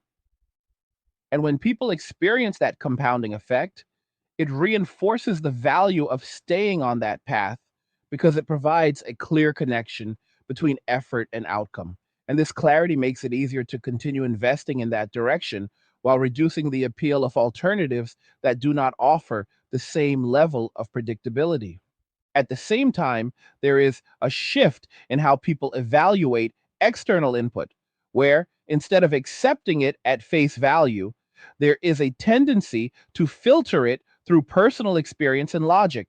And this filtering process reduces the influence of narratives that do not align with observed reality, allowing people to make decisions based on what they have directly encountered rather than what they are told to expect. And this independence in evaluation further strengthens the internal framework that guides behavior. Another layer to this is the way people are redefining what it means to participate in society, where participation is no longer seen as a fixed set of roles, but as a series of choices that can be adjusted based on personal priorities. And when participation is viewed in this way, it becomes more flexible, allowing people to engage in certain areas while disengaging from others without feeling that they are stepping outside of accepted norms. And this flexibility contributes to the overall shift by making disengagement a viable and acceptable option. There is also an increasing focus on building systems that reduce reliance on unpredictable elements, whether those systems are financial, professional, or personal. And when people invest in creating these systems, they naturally become more protective of them, avoiding situations that could disrupt their functionality. And this protective instinct leads to a more cautious approach to engagement, where only interactions that align with the stability of those systems are considered. At the same time, there is a growing awareness of the importance of maintaining a consistent internal state where mental clarity and emotional balance are treated as essential components of a stable life. And when these elements are prioritized, it influences decisions about engagement, leading to a preference for situations that support that stability and a reluctance to engage in those that could compromise it. Another important factor is the way people are redefining effort in terms of sustainability, where the goal is not to maximize output in the short term, but to maintain a steady level of progress over time without burnout. And when effort is approached in this way, it leads to more measured decisions about where to invest energy, focusing on areas that can be sustained long term and avoiding those that require disproportionate input for uncertain returns. There is also a shift in how people perceive external validation, where it is no longer a primary driver of behavior, but rather a secondary consideration. And this change reduces the influence of social pressure on decision making, allowing people to act based on their own criteria rather than seeking approval. And this autonomy further reinforces the trend toward disengagement because it removes one of the incentives for engagement. At the same time, there is a growing emphasis on personal accountability, where individuals take responsibility for the outcomes of their decisions rather than attributing them to external factors. And this accountability leads to more deliberate choices, where each decision is evaluated based on its potential impact. And this level of consideration reduces the likelihood of engaging in situations that do not clearly align with personal goals.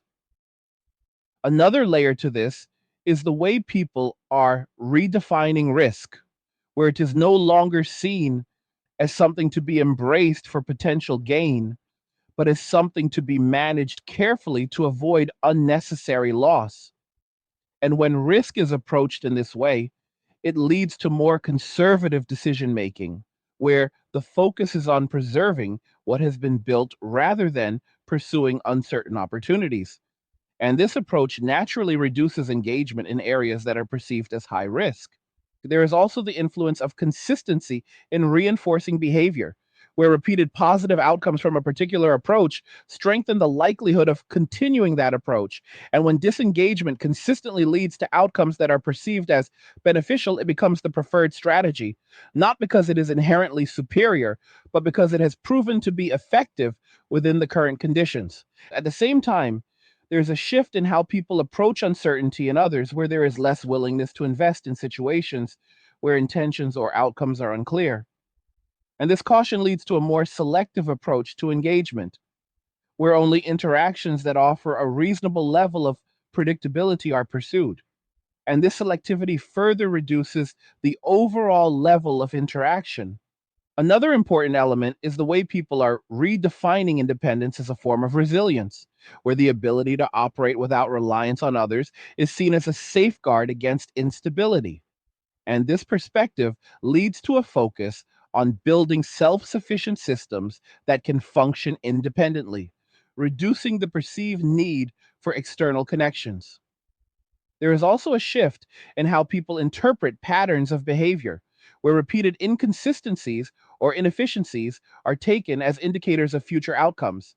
And when those patterns are identified, they inform decisions about whether to engage or disengage, leading to a more cautious approach that favors avoidance of situations that are likely to produce similar results. At the same time, there is a growing awareness of the importance of maintaining control over one's environment, where control is seen as a key factor in achieving stability. And when control is prioritized, it influences decisions about engagement, leading to a preference for situations where control can be maintained and a reluctance to engage in those where it cannot. Another layer to this is the way people are redefining fulfillment, where it is increasingly tied to personal progress and internal satisfaction rather than external achievements. And when fulfillment is defined in these terms, it reduces the appeal of activities that do not contribute directly to that sense of progress, leading to a more focused and selective approach to engagement. There is also the factor of long term sustainability, where people are evaluating whether their current choices can be maintained over time without causing strain or instability. And this evaluation leads to more cautious decision making, where the focus is on building a stable foundation rather than pursuing opportunities that could introduce volatility. At the same time, there is a shift in how people approach complexity, where there is a growing preference for simplifying systems and reducing unnecessary variables. And this preference leads to a reduction in engagement with situations that introduce complexity without providing proportional benefits, further reinforcing the trend toward disengagement. Another important factor is the way people are managing their expectations of outcomes, where there is a tendency to prioritize reliability over potential, choosing options that offer consistent results rather than those that offer uncertain but potentially higher rewards. And this preference for reliability influences decisions about engagement, leading to a more cautious and selective approach. There is also the role of habit in reinforcing behavior, where repeated choices create patterns that become easier to follow over time. And when disengagement becomes a habit, it requires less effort to maintain, making it the default choice in many situations. And this habit formation contributes to the persistence of the trend. At the same time, there is a growing emphasis on alignment between values and actions, where people are increasingly unwilling to engage in activities that do not reflect their priorities. And this emphasis on alignment leads to more deliberate decision making, where only opportunities that fit within that framework are pursued. Another layer to this is the way people are interpreting broader societal changes, where they are observing shifts in behavior and adjusting their own actions accordingly. And when these observations align with personal experiences, they reinforce the decision to disengage, creating a sense that this approach is both logical and widely adopted. There is also the factor of emotional regulation, where people are becoming more deliberate about maintaining a stable emotional state, avoiding situations that could lead to unnecessary stress or confusion. And this focus on emotional stability influences decisions about engagement, leading to a preference for interactions that are straightforward and predictable. At the same time, there is a shift in how people approach opportunity, where they are more selective about which opportunities they pursue, focusing on those that align with their priorities and avoiding those that do not. And this selectivity reduces the likelihood of engaging in interactions that do not clearly contribute to personal goals. Another important element is the way people are redefining connection, where it is no longer based on frequency or intensity, but on mutual benefit and alignment. And when connection is defined in these terms, it raises the standard for what is considered worthwhile, leading to fewer but more deliberate interactions. There is also the role of momentum, where repeated behavior creates a sense of direction that becomes easier to follow over time. And when disengagement becomes the dominant pattern, it generates its own momentum, making it more likely to continue than to reverse. And this momentum contributes to the persistence of the current trend.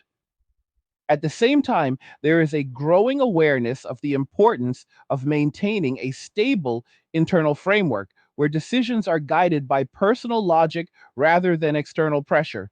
And this internal framework becomes the primary reference point for behavior, reducing the influence of external narratives and reinforcing the trend toward disengagement. All of these factors combine to create a situation where disengagement is not just a response to current conditions, but a structured approach to navigating them, one that is supported by consistent outcomes and reinforced by practical considerations. And as long as this approach continues to deliver results that align with personal priorities, it will remain in place, shaping behavior in ways that are both subtle and deeply ingrained, making it increasingly difficult to shift back to previous patterns without a significant change in the underlying incentives that drive decision making. At this point, the shift stops looking like a phase and starts looking like a settled direction. And that distinction matters because a phase implies something temporary, something that will naturally correct itself over time, while a direction implies continuity, something that will persist unless something fundamental changes. And right now, what you are seeing is not behavior that is waiting to snap back into place. It is behavior that has found a new equilibrium, one that is being maintained not through effort, but through alignment with the current environment. And when behavior aligns with its environment, it becomes stable in a way that is very difficult to disrupt. What reinforces this stability is the absence of contradiction in daily experience, where the decisions that lead to disengagement are consistently validated by the outcomes that follow, and those outcomes are not dramatic or extreme. They are subtle but meaningful, things like reduced stress, increased control over time, and a clearer sense of direction. And while these may seem like small benefits on the surface, their cumulative effect over time is significant because they create a steady baseline of stability that becomes the standard against which everything else is measured. There is also a shift in how people perceive trade offs, where they are no longer willing to accept high variability in exchange for uncertain rewards. And this recalibration of trade offs leads to more conservative decision making, where the focus is on preserving what has already been achieved rather than risking it for something that may or may not materialize. And this approach naturally reduces the likelihood of engaging in situations that introduce unpredictability because the potential cost is seen as outweighing the potential benefit. At the same time, there is a growing awareness that not all problems need to be solved through engagement, that sometimes the most effective solution is to remove oneself from the situation entirely. And this perspective changes how challenges are approached, shifting the focus from resolution to avoidance when avoidance leads to a better overall outcome. And this strategic avoidance becomes a tool that is used deliberately rather than a default reaction. Another important factor is the way people are redefining what it means to invest in others, where investment is no longer based on potential alone, but on demonstrated alignment and consistency. And when those qualities are not immediately evident, there is less willingness to invest further, leading to a more cautious approach where engagement is limited until certain criteria are met. And this approach reduces the number of interactions that develop into something more substantial. There is also a shift in how people interpret signals, where they are less inclined to read between the lines or make assumptions based on incomplete information, and instead prefer clear and direct communication. And when that clarity is not present, it becomes a reason to disengage rather than to pursue further understanding. And this preference for directness reduces the likelihood of engaging in situations that rely heavily on interpretation. At the same time, there is a growing emphasis on maintaining consistency in one's own behavior, where people are aligning their actions with their priorities in a way that reduces internal conflict. And when behavior is consistent in this way, it becomes easier to sustain over time because it does not require constant adjustment or justification. And this consistency reinforces the overall trend by making disengagement a stable and repeatable pattern. Another layer to this is the way people are redefining what it means to be fulfilled, where fulfillment is increasingly tied to a sense of control and progress rather than external validation or social milestones. And when fulfillment is defined in these terms, it reduces the importance of activities that do not contribute directly to that sense of progress, leading to a more focused and selective approach to how time and energy are spent. There is also the factor of resilience, where people are adapting to changing conditions by developing strategies that allow them to operate effectively within those conditions. And when disengagement proves to be an effective strategy, it becomes part of that adaptive framework, shaping behavior in a way that is responsive to the environment rather than resistant to it. At the same time, there is a shift in how people approach expectations, where they are setting them based on observed reality rather than ideal scenarios. And this grounding of expectations leads to more realistic decision making, where actions are taken based on what is likely rather than what is possible. And this realism reduces the likelihood of pursuing interactions that do not have a strong probability of producing a positive outcome. Another important element is the way people are managing their resources, where time, energy, and attention are treated as finite and valuable. And when resources are managed in this way, it leads to more deliberate allocation, focusing on areas that offer the greatest return and avoiding those that do not. And this resource management naturally reduces engagement in areas that are perceived as inefficient or unpredictable. There's also a shift in how people perceive external pressures, where they are less likely to respond to them automatically and more likely to evaluate whether they align with personal priorities before acting. And this evaluation process reduces the influence of external expectations on behavior, allowing people to make decisions that are more aligned with their own goals. At the same time, there is a growing awareness of the importance of maintaining a stable internal state, where mental clarity and emotional balance are treated as essential components of overall well being. And this awareness leads to decisions that prioritize stability over variability, avoiding situations that could introduce unnecessary stress or confusion.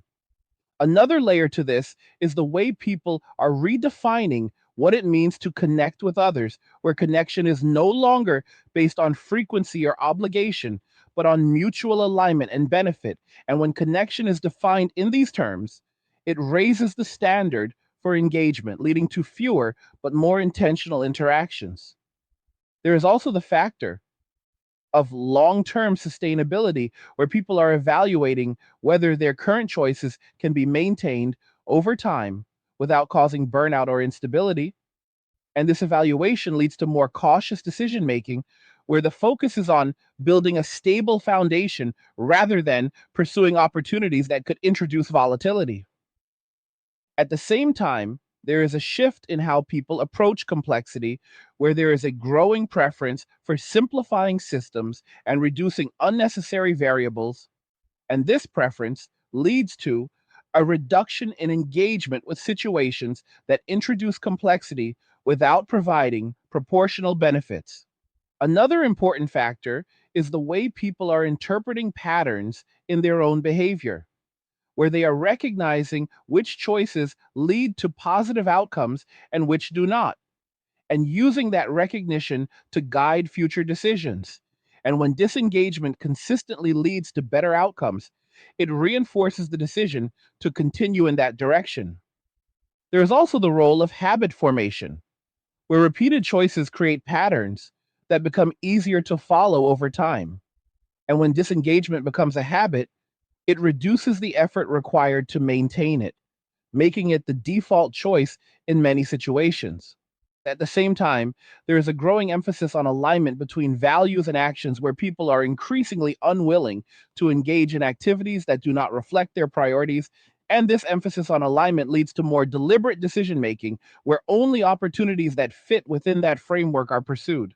Another layer to this is the way people are interpreting broader societal trends, where they are observing shifts in behavior and adjusting their own actions accordingly. And when these observations align with personal experiences, they reinforce the decision to disengage, creating a sense that this approach is both logical and widely adopted. There's also the factor of emotional regulation, where people are becoming more deliberate about maintaining a stable emotional state, avoiding situations that could lead to unnecessary stress or confusion. And this focus on emotional stability influences decisions about engagement, leading to a preference for interactions that are straightforward and predictable. At the same time, there is a shift in how people approach opportunity, where they are more selective about which opportunities they pursue, focusing on those that align with their priorities and avoiding those that do not. And this selectivity reduces the likelihood of engaging in interactions that do not clearly contribute to personal goals. Another important element is the way people are redefining independence, where it is no longer just about being self sufficient, but about maintaining control over one's decisions and environment. And this expanded definition of independence influences behavior in a way that favors autonomy over reliance on external systems. There is also the role of momentum, where repeated behavior creates a sense of direction that becomes easier to follow over time.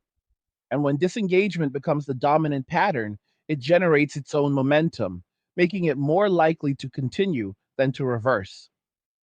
At the same time, there is a growing awareness of the importance of maintaining a stable internal framework where decisions are guided by personal logic rather than external pressure. And this internal framework becomes the primary reference point for behavior, reducing the influence of external narratives. Another layer to this is the way people are redefining what it means to live well, where the focus shifts from external markers of success to internal measures of stability, control, and clarity. And when living well is defined in these terms, it reduces the importance of activities that do not contribute directly to those measures. There's also the factor of consistency in reinforcing behavior, where repeated positive outcomes strengthen the likelihood of continuing the same approach. And when disengagement consistently produces outcomes that align with personal priorities, it becomes the preferred strategy. At the same time, there is a shift in how people approach risk, where they are more focused on minimizing potential losses than maximizing potential gains. And this risk aversion leads to more cautious decision making, avoiding situations that could introduce instability. Another important element is the way people are managing expectations, where they are setting them based on observed reality rather than ideal scenarios. And this grounding of expectations leads to more realistic decision making. All of these factors combine to create a situation where disengagement is not just a temporary response, but a sustained approach to navigating a complex environment, one that is supported by consistent outcomes and reinforced by practical considerations. And as long as this approach continues to deliver results that align with personal priorities, it will remain in place, shaping behavior in ways that are deeply ingrained and difficult to reverse without significant changes in the underlying conditions that drive decision making.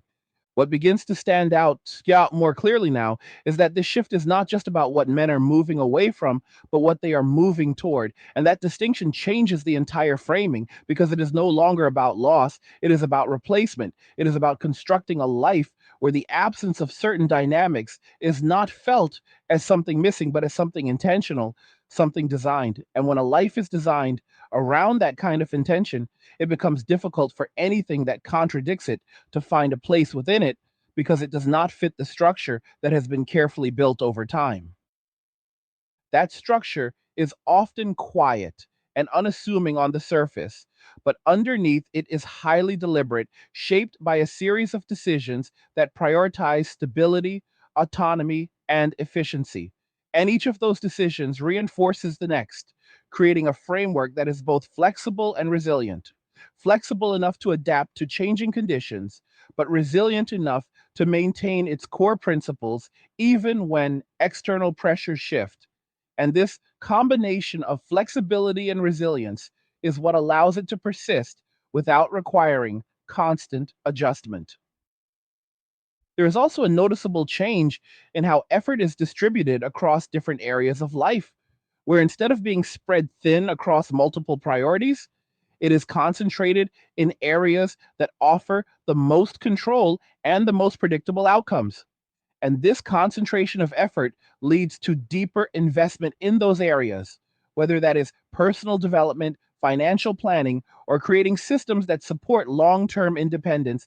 And as those areas grow stronger, they further reduce the need to seek out external sources of validation or support. At the same time, there is a growing understanding that simplicity is not the same as limitation, that reducing complexity does not mean reducing quality.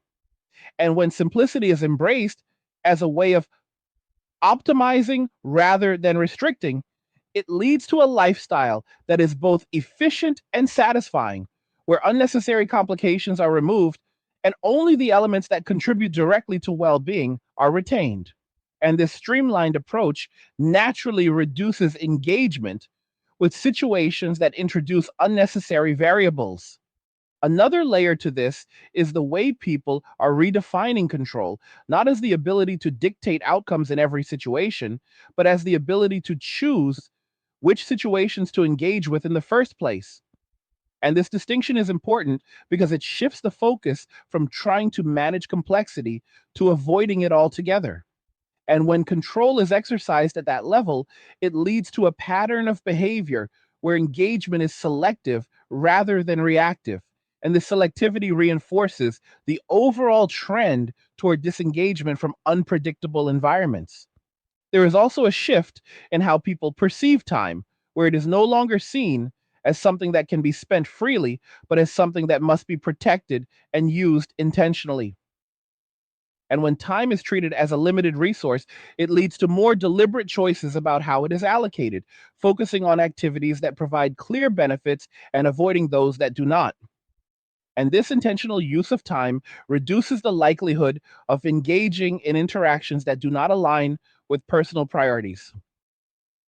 At the same time, there is a growing emphasis on building a life that can operate independently of external validation, where satisfaction comes from internal consistency rather than external approval. And when validation is internalized in this way, it reduces the need to seek it from others, which in turn reduces the motivation to engage in situations where that validation would traditionally be sought. Another important factor is the way people are redefining progress, where it is no longer measured by visible milestones, but by incremental improvements that accumulate over time. And when progress is viewed in this way, it leads to a focus on consistency rather than intensity, on steady movement rather than dramatic change. And this focus on consistency aligns with the broader trend towards stability and predictability. There is also the influence of feedback loops, where the outcomes of decisions reinforce the behavior that led to them. And when disengagement consistently produces outcomes that are perceived as positive, it strengthens the likelihood of continuing that behavior, creating a cycle that becomes self sustaining over time. At the same time, there is a shift in how people approach uncertainty, where instead of trying to navigate it through increased engagement, there is a preference for reducing exposure to it altogether. And this approach leads to a pattern of behavior where situations that introduce unpredictable variables are avoided in favor of those that offer a higher degree of control. Another layer to this is the way people are redefining what it means to invest in something, where investment is no longer based on potential alone, but on demonstrated reliability. And when reliability is not evident, there is less willingness to invest further, leading to a more cautious approach where engagement is limited until certain criteria are met. There is also a growing awareness of the importance of maintaining a stable internal environment where mental clarity and emotional balance are treated as essential components of a well functioning life. And when these elements are prioritized, it influences decisions about engagement, leading to a preference for situations that support stability and a reluctance to engage in those that could disrupt it. At the same time, there is a shift in how people perceive external expectations, where they are no longer seen as obligations, but as options that can be accepted or rejected based on personal criteria. And this shift reduces the pressure to conform to traditional patterns of behavior, allowing people to make decisions that align more closely with their own priorities. Another important element is the way people are managing their energy, where there is an increasing awareness of how different activities impact their overall state. And when energy is treated as a resource that must be conserved and directed carefully, it leads to more selective engagement, focusing on activities that replenish or maintain energy and avoiding those that deplete it. There is also the factor of long term thinking, where decisions are made with an awareness of their future impact rather than just their immediate benefits. And this perspective leads to more cautious behavior, where the focus is on building a sustainable lifestyle rather than pursuing short term gains. At the same time, there is a shift in how people approach complexity, where there is a growing preference for reducing unnecessary variables and simplifying systems. And this preference leads to a reduction in engagement with situations that introduce complexity without providing proportional benefits.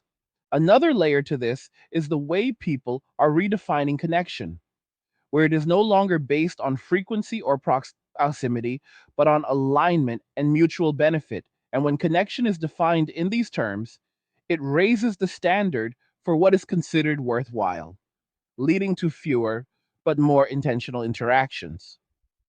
There is also the role of habit formation, where repeated choices create patterns that become easier to follow over time. And when disengagement becomes a habit, it requires less effort to maintain, making it the default choice in many situations. At the same time, there is a growing emphasis on alignment between values and actions, where people are increasingly unwilling to engage in activities that do not reflect their priorities. And this emphasis on alignment leads to more deliberate decision making, where only opportunities that fit within that framework are pursued. Another important factor is the way people are interpreting broader societal changes, where they are observing shifts in behavior and adjusting their own actions accordingly. And when these observations align with personal experiences, they reinforce the decision to disengage, creating a sense that this approach is both logical and widely adopted. There is also the factor of emotional regulation, where people are becoming more deliberate about maintaining a stable emotional state, avoiding situations that could lead to unnecessary stress or confusion. And this focus on emotional stability influences decisions about engagement. At the same time, there is a shift in how people approach opportunity, where they are more selective about which opportunities they pursue, focusing on those that align with their priorities and avoiding those that do not. Another layer to this is the way people are redefining independence, where it is no longer just about self sufficiency, but about maintaining control over one's decisions and environment. And this expanded definition influences behavior in a way that favors autonomy over reliance on external systems. There is also the role of momentum, where repeated behavior creates a sense of direction that becomes easier to follow over time. And when disengagement becomes the dominant pattern, it generates its own momentum. At the same time, there is a growing awareness of the importance of maintaining a stable internal framework where decisions are guided by personal logic rather than external pressure. Another important element is the way people are redefining what it means to live well, where the focus shifts from external markers of success to internal measures of stability, control, and clarity. There is also the factor of consistency in reinforcing behavior, where repeated positive outcomes strengthen the likelihood of continuing the same approach. At the same time, there is a shift in how people approach risk, where they are more focused on minimizing potential losses than maximizing potential gains.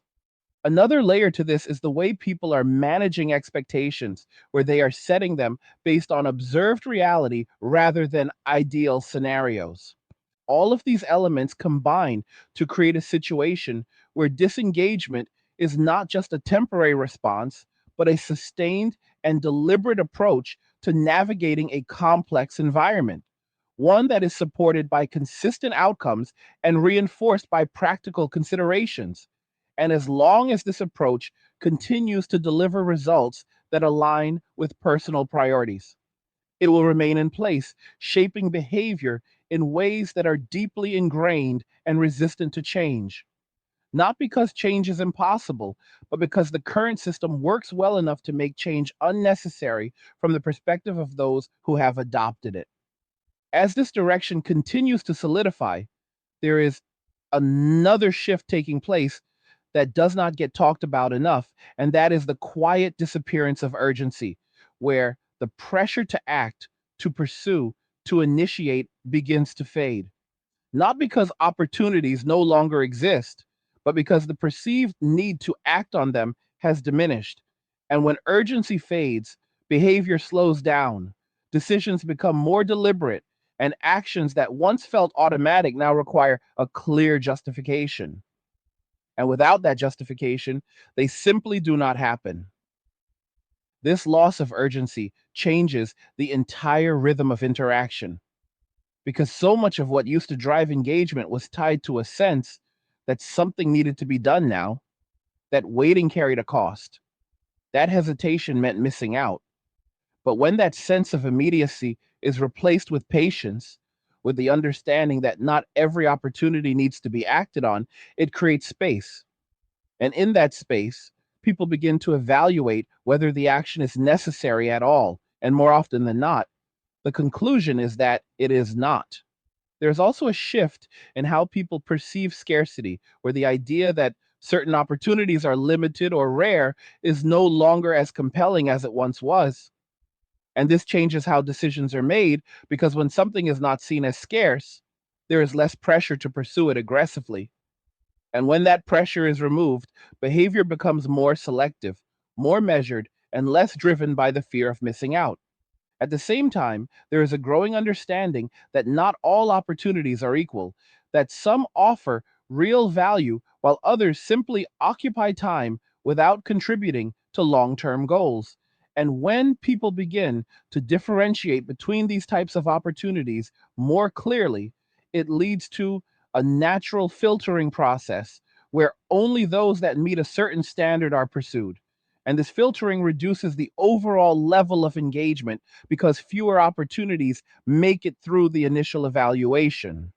Another layer to this is the way people are redefining what it means to take initiative, where initiative is no longer about acting quickly or frequently, but about acting deliberately and with purpose. And this redefinition changes how people approach potential interactions because instead of initiating by default, they now initiate only when there is a clear reason to do so. And this shift significantly reduces the number of interactions that are started. There is also a change in how people interpret silence, where it is no longer seen as something that needs to be filled, but as something that can be maintained without discomfort. And this comfort with silence reduces the impulse to reach out, to start conversations, or to create interaction for its own sake, because the absence of interaction is no longer perceived as a problem that needs to be solved. At the same time, there is a growing emphasis on internal pacing, where people are setting their own rhythm rather than responding to external cues. And when someone operates on their own timeline, it changes how they engage with others because they are no longer reacting to external pressure to act. They are acting based on their own assessment of when and whether action is necessary. And this self directed pacing naturally leads to less frequent engagement. Another important factor is the way people are redefining responsiveness, where there is less expectation to respond immediately or consistently. And this change in expectation reduces the pressure to maintain constant interaction, allowing for longer periods of disengagement without it being seen as unusual. And this normalization of delayed or absent response contributes to the overall slowdown in interaction. There is also a shift in how people perceive effort from others, where there is a greater emphasis on quality over quantity. And when effort is evaluated based on its substance rather than its frequency, it raises the standard for what is considered meaningful, leading to a reduction in superficial or low value interactions. At the same time, there is a growing awareness of the impact that constant engagement can have on mental clarity. And this awareness leads to a more selective approach where engagement is limited in order to preserve focus and reduce distraction. And this selective engagement further contributes to the overall reduction in interaction. Another layer to this is the way people are redefining availability, where being available is no longer the default state, but a choice that is made intentionally. And when availability is controlled in this way, it limits the opportunities for spontaneous interaction, leading to a more structured and less frequent pattern of engagement. There is also the factor of expectation management, where people are adjusting their expectations to align with observed behavior rather than ideal scenarios. And this adjustment leads to more realistic assumptions about how interactions will unfold, reducing the likelihood of pursuing interactions that do not meet certain criteria. At the same time, there is a shift in how people approach uncertainty, where instead of trying to resolve it through increased communication, there is a tendency to accept it and move on. And this acceptance reduces the need to engage in situations that are unclear or ambiguous, further decreasing the overall level of interaction. Another important element is the way people are redefining what it means to connect, where connection is no longer tied to constant communication, but to moments of alignment that may be infrequent but meaningful. And when connection is defined in this way, it reduces the need for continuous engagement, allowing for longer periods of disengagement without it being seen as a loss. There is also the role of habit in shaping behavior, where repeated patterns of disengagement create a rhythm that becomes easier to maintain over time. And when this rhythm is established, it requires less effort to continue, making disengagement the path of least resistance.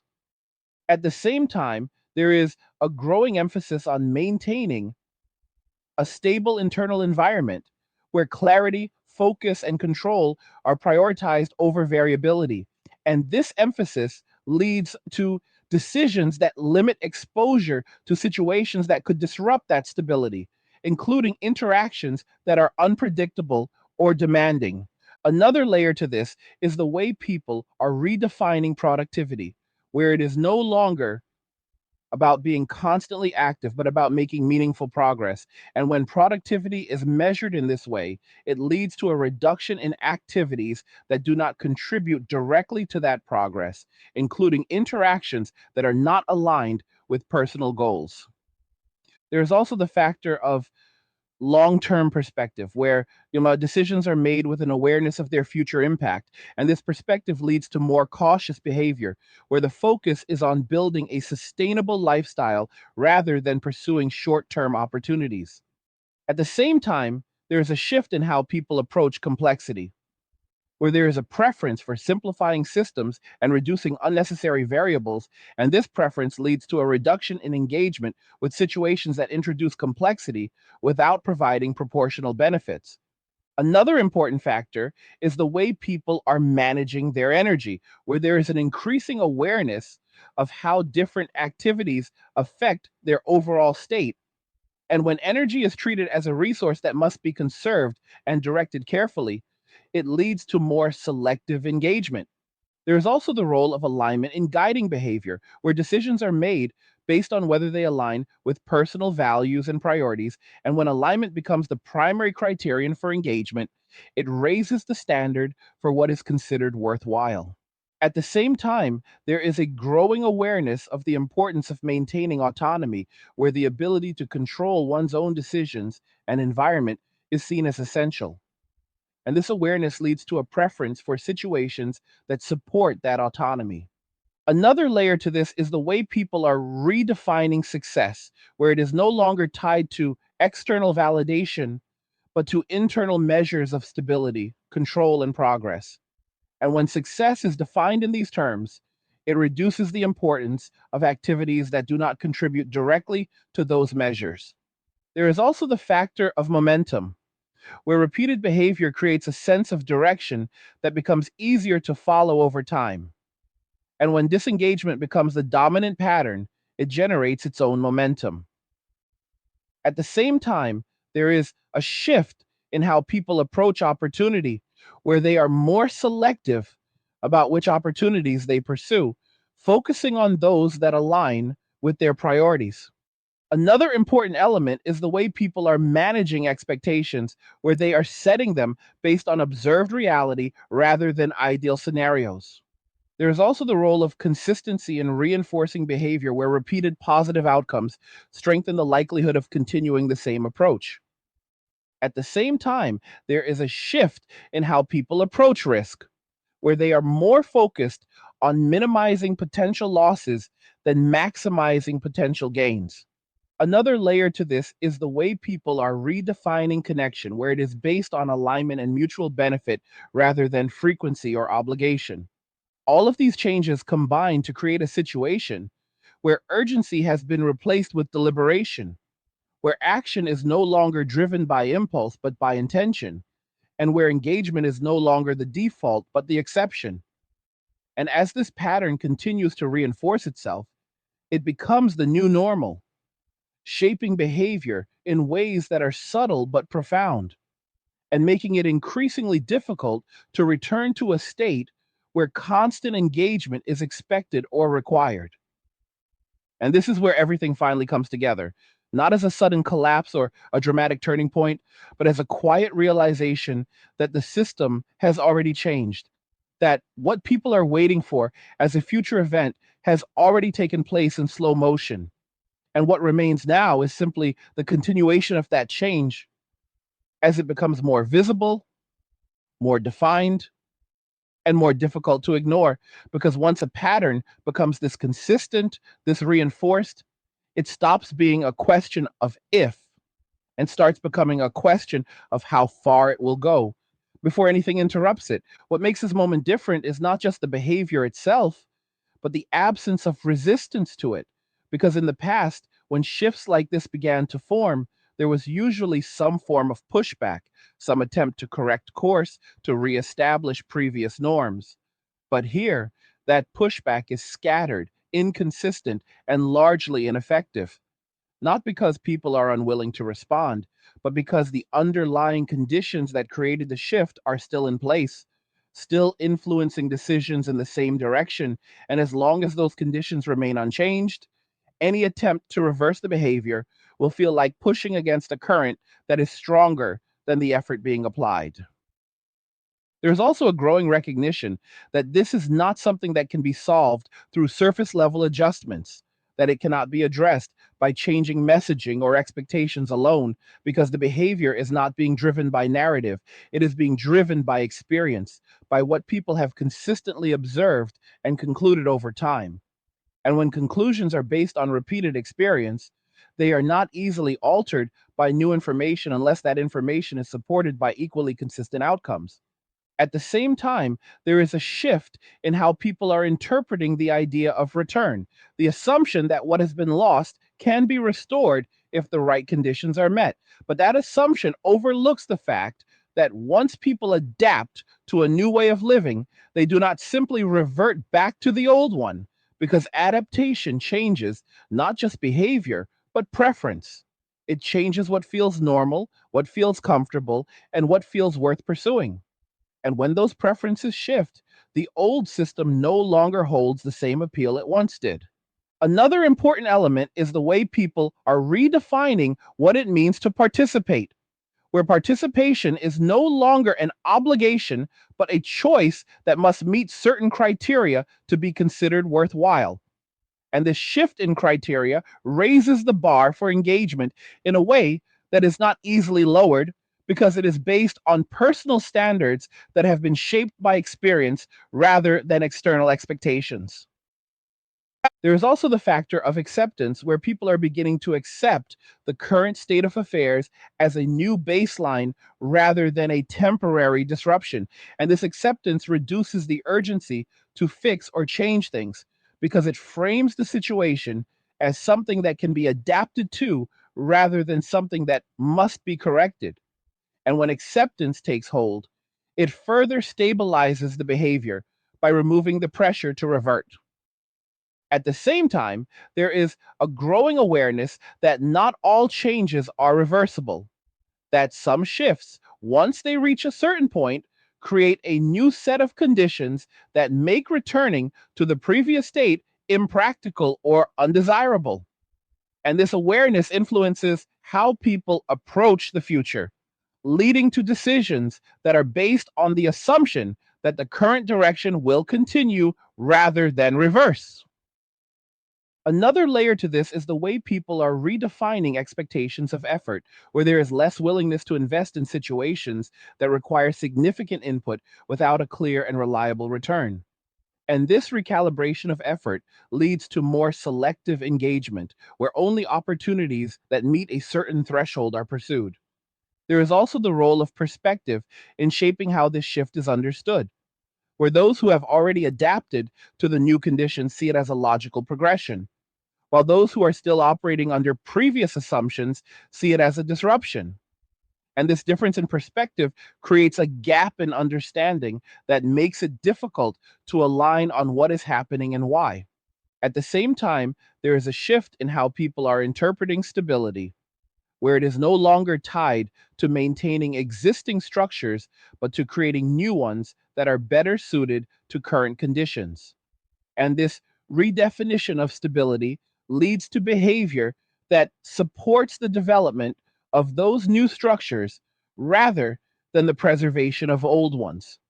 Another important factor is the way people are managing their expectations of outcomes, where there is a greater emphasis on reliability and consistency. And this emphasis leads to a preference for situations that offer predictable results over those that offer uncertain potential.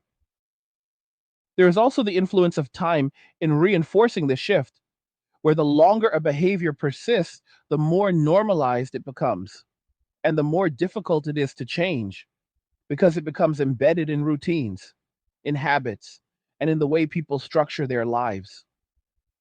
At the same time, there is a growing recognition that the current environment rewards certain behaviors and discourages others. And when people align their behavior with those rewards, it creates a feedback loop that reinforces the direction of change, making it more stable over time.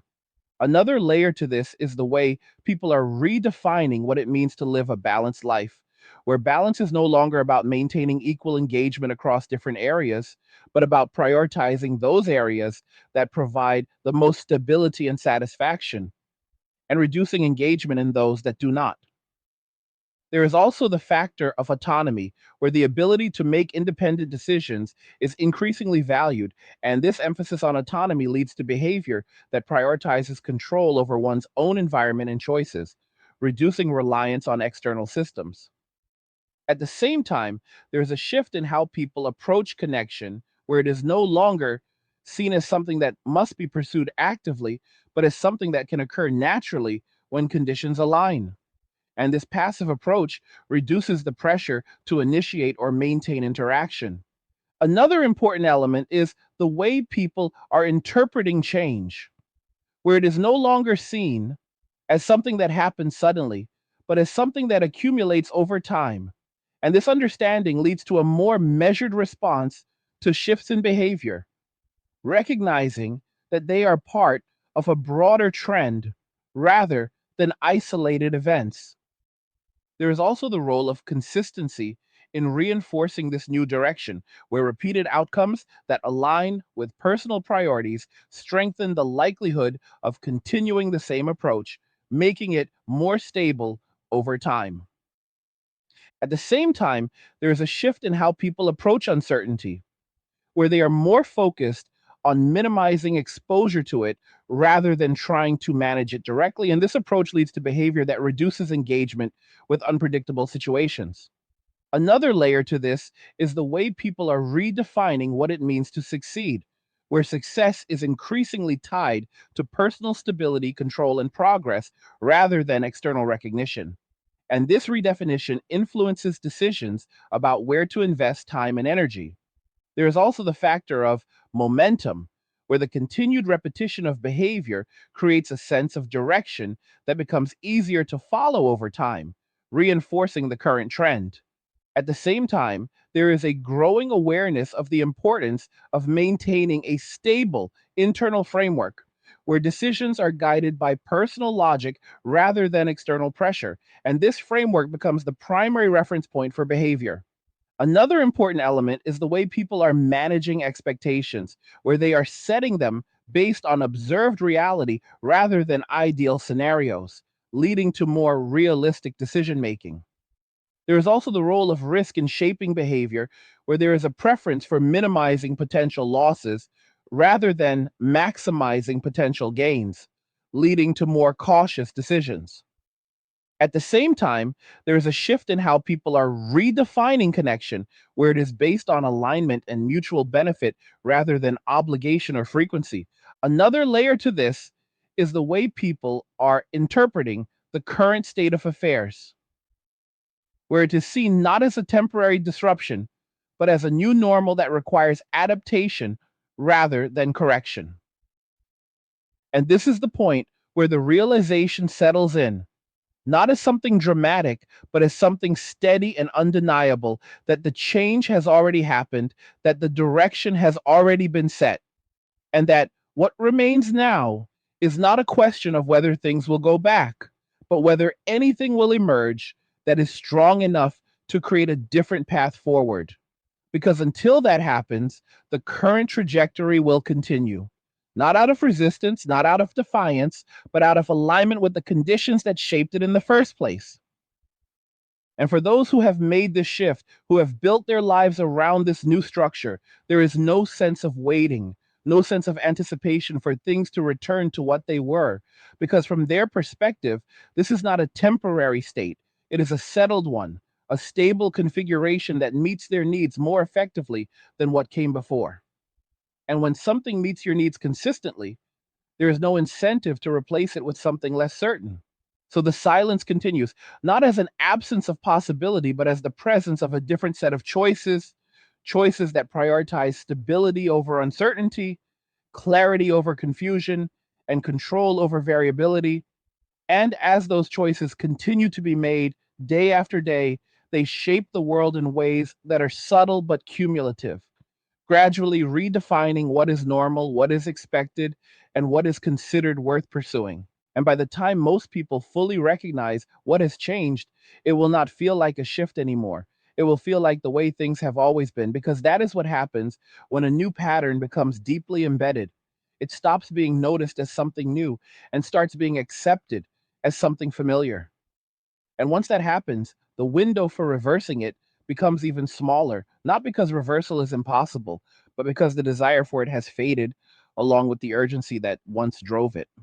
So, what you are seeing now is not the beginning of something, it is the continuation of something that has already taken root, something that has been building quietly and consistently until it reached a point where it could no longer be ignored. And now that it is visible, the only question that remains is how it will continue to evolve, not whether it will disappear.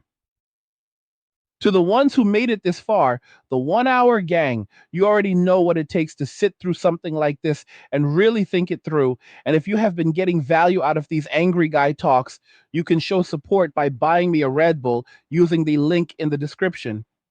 And I want to hear from you. What did you think about everything that was laid out here? Do you see the same patterns?